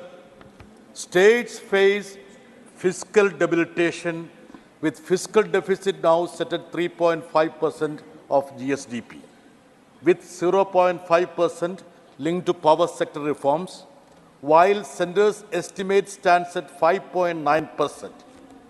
In 2018-19, centre raised 62.7% of aggregate resources, while states bore 62.4% of aggregate from their own resources. The rest came from vertical resources transfers and by contracting debt. There is a notable revenue devolution imbalance, exemplified by Kerala's decline in tax share from 3.875% during 10th Finance Commission period, when Kerala's share of India's population, as per the benchmark 1971 census, was 3.89%, to around 1.925% now, when state's population share is 2.76%. Besides, use of population figures of 2011 census in lieu of 1971 census in determining horizontal devolution of revenue resources led to decline in the share of southern states. Should include cess and surcharges in divisive pool, as there is significant increase in centre's gross tax revenue from 8.16% in 2011-12 to 28.08% in 2021-22, amounting to 7.06 lakh crores, thereby reducing states' effective share in central taxes. Another constriction is the new stipulation to reckon public account balances and borrowings by state entities when fixing states' net borrowing. Surendra Singh Nagar, concern over air pollution Delhi NCR. सभापति जी, Delhi NCR में हवा प्रदूषण में वृद्धि हुई है, जिसका अधिकांश दोष किसानों पर लगाया जा रहा है। पराली जलाना इसका महत्वपूर्ण कारण बताया जा रहा है। दिल्ली एनसीटी की प्रदूषण गतिविधियों में अगर आप देखें तो वाहन एमिशन का जो कंट्रीब्यूशन है वो लगभग 40% है। दिल्ली एनसीटी में प्रदूषण के लिए अन्य राज्यों में पराली जलाने की घटनाओं को जिम्मेदार माना जाता है, जबकि यह विडंबना है कि पराली जैसी घटना जलाने की घटनाओं का उच्चतम प्रतिशत जो है पंजाब से सामने आया है। 2022 की इस अवधि के मुकाबले 63% अधिक मामले पंजाब से आए हैं। अगर अन्य राज्यों के वो आंकड़े देखें तो इस संबंध में हरियाणा में 2022 में पराली जलाने की घटनाओं में 39% कमी आई है। उत्तर प्रदेश में लगभग 65% पराली जलाने के मामले में कमी आई है। जैसे राज्यों के, इसलिए मैं इससे राज्यों के नेतृत्व की सराहना करता हूं जिन्होंने अपनी नीतिगत बदलाव लागू किए, पराली जलाने के विकल्प जैसे बायोडिकम्पोजर को बढ़ावा दिया। अंत में मैं किसानों पर दोष लगाने की बजाय दिल्ली एनसीटी को पड़ोसी राज्यों के साथ मिलकर वाहन निर्माण, विध्वंस, अन्य गतिविधियों सहित सभी स्रोतों से प्रदूषण को संबोधित करते हुए पहल करनी चाहिए। मैं माननीय पर्यावरण जलवायु मंत्री से दिल्ली सरकार से वायु प्रदूषण गुणवत्ता प्रथाओं में हस्तक्षेप करने का अनुरोध करता हूं। Dr. Shantanu Sen, demand for release of funds under National Health Mission to West Bengal. Thank you, sir. Sir, my special mention is on demand for release of funds under National Health Mission to West Bengal, regarding which our Honorable Chief Minister, Madam Mamata Banerjee, has also written a letter to our learned Prime Minister a few days back. Sir, in our state of West Bengal, in our endeavour, we are providing affordable, accessible and quality health care to all free of cost.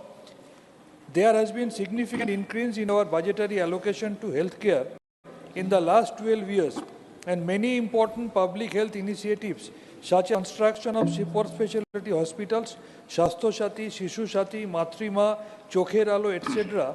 have been successfully launched in the last few years, and a large number of people have benefited out of this. Under National Health Mission NHM also, West Bengal has always been front runner in implementation of different public health programs. As a part of National Health Mission scheme, our state has been performing well for settling up health and wellness centers in our state. You may be happy to know, sir, that at present there are around 11,000 functional health and wellness centers benefiting to more than 3 lakh people every day. These buildings have been constructed since 2011 in accordance with color branding of state. I am informed that fund release under NHM to West Bengal has been withheld due to non-compliance of certain color branding guidelines for health and wellness centers, despite other conditionalities being fulfilled. The withholding of fund release would adversely deprive the poor people of their benefit. Kindly appreciate that changes in the color brand by way of repainting so many buildings would involve significant infractuous expenditure. I would therefore urge the government for release of NHM fund for West Bengal and for removal of specific color branding conditionalities for health and wellness centers for fund release under NHM, so that the poor people do not suffer from lack of quality health services. Thank you very much. Honorable members, the remaining special mentions will be taken up tomorrow. The House stands adjourned to meet at 11 a.m. on Wednesday, the 6th December 2023.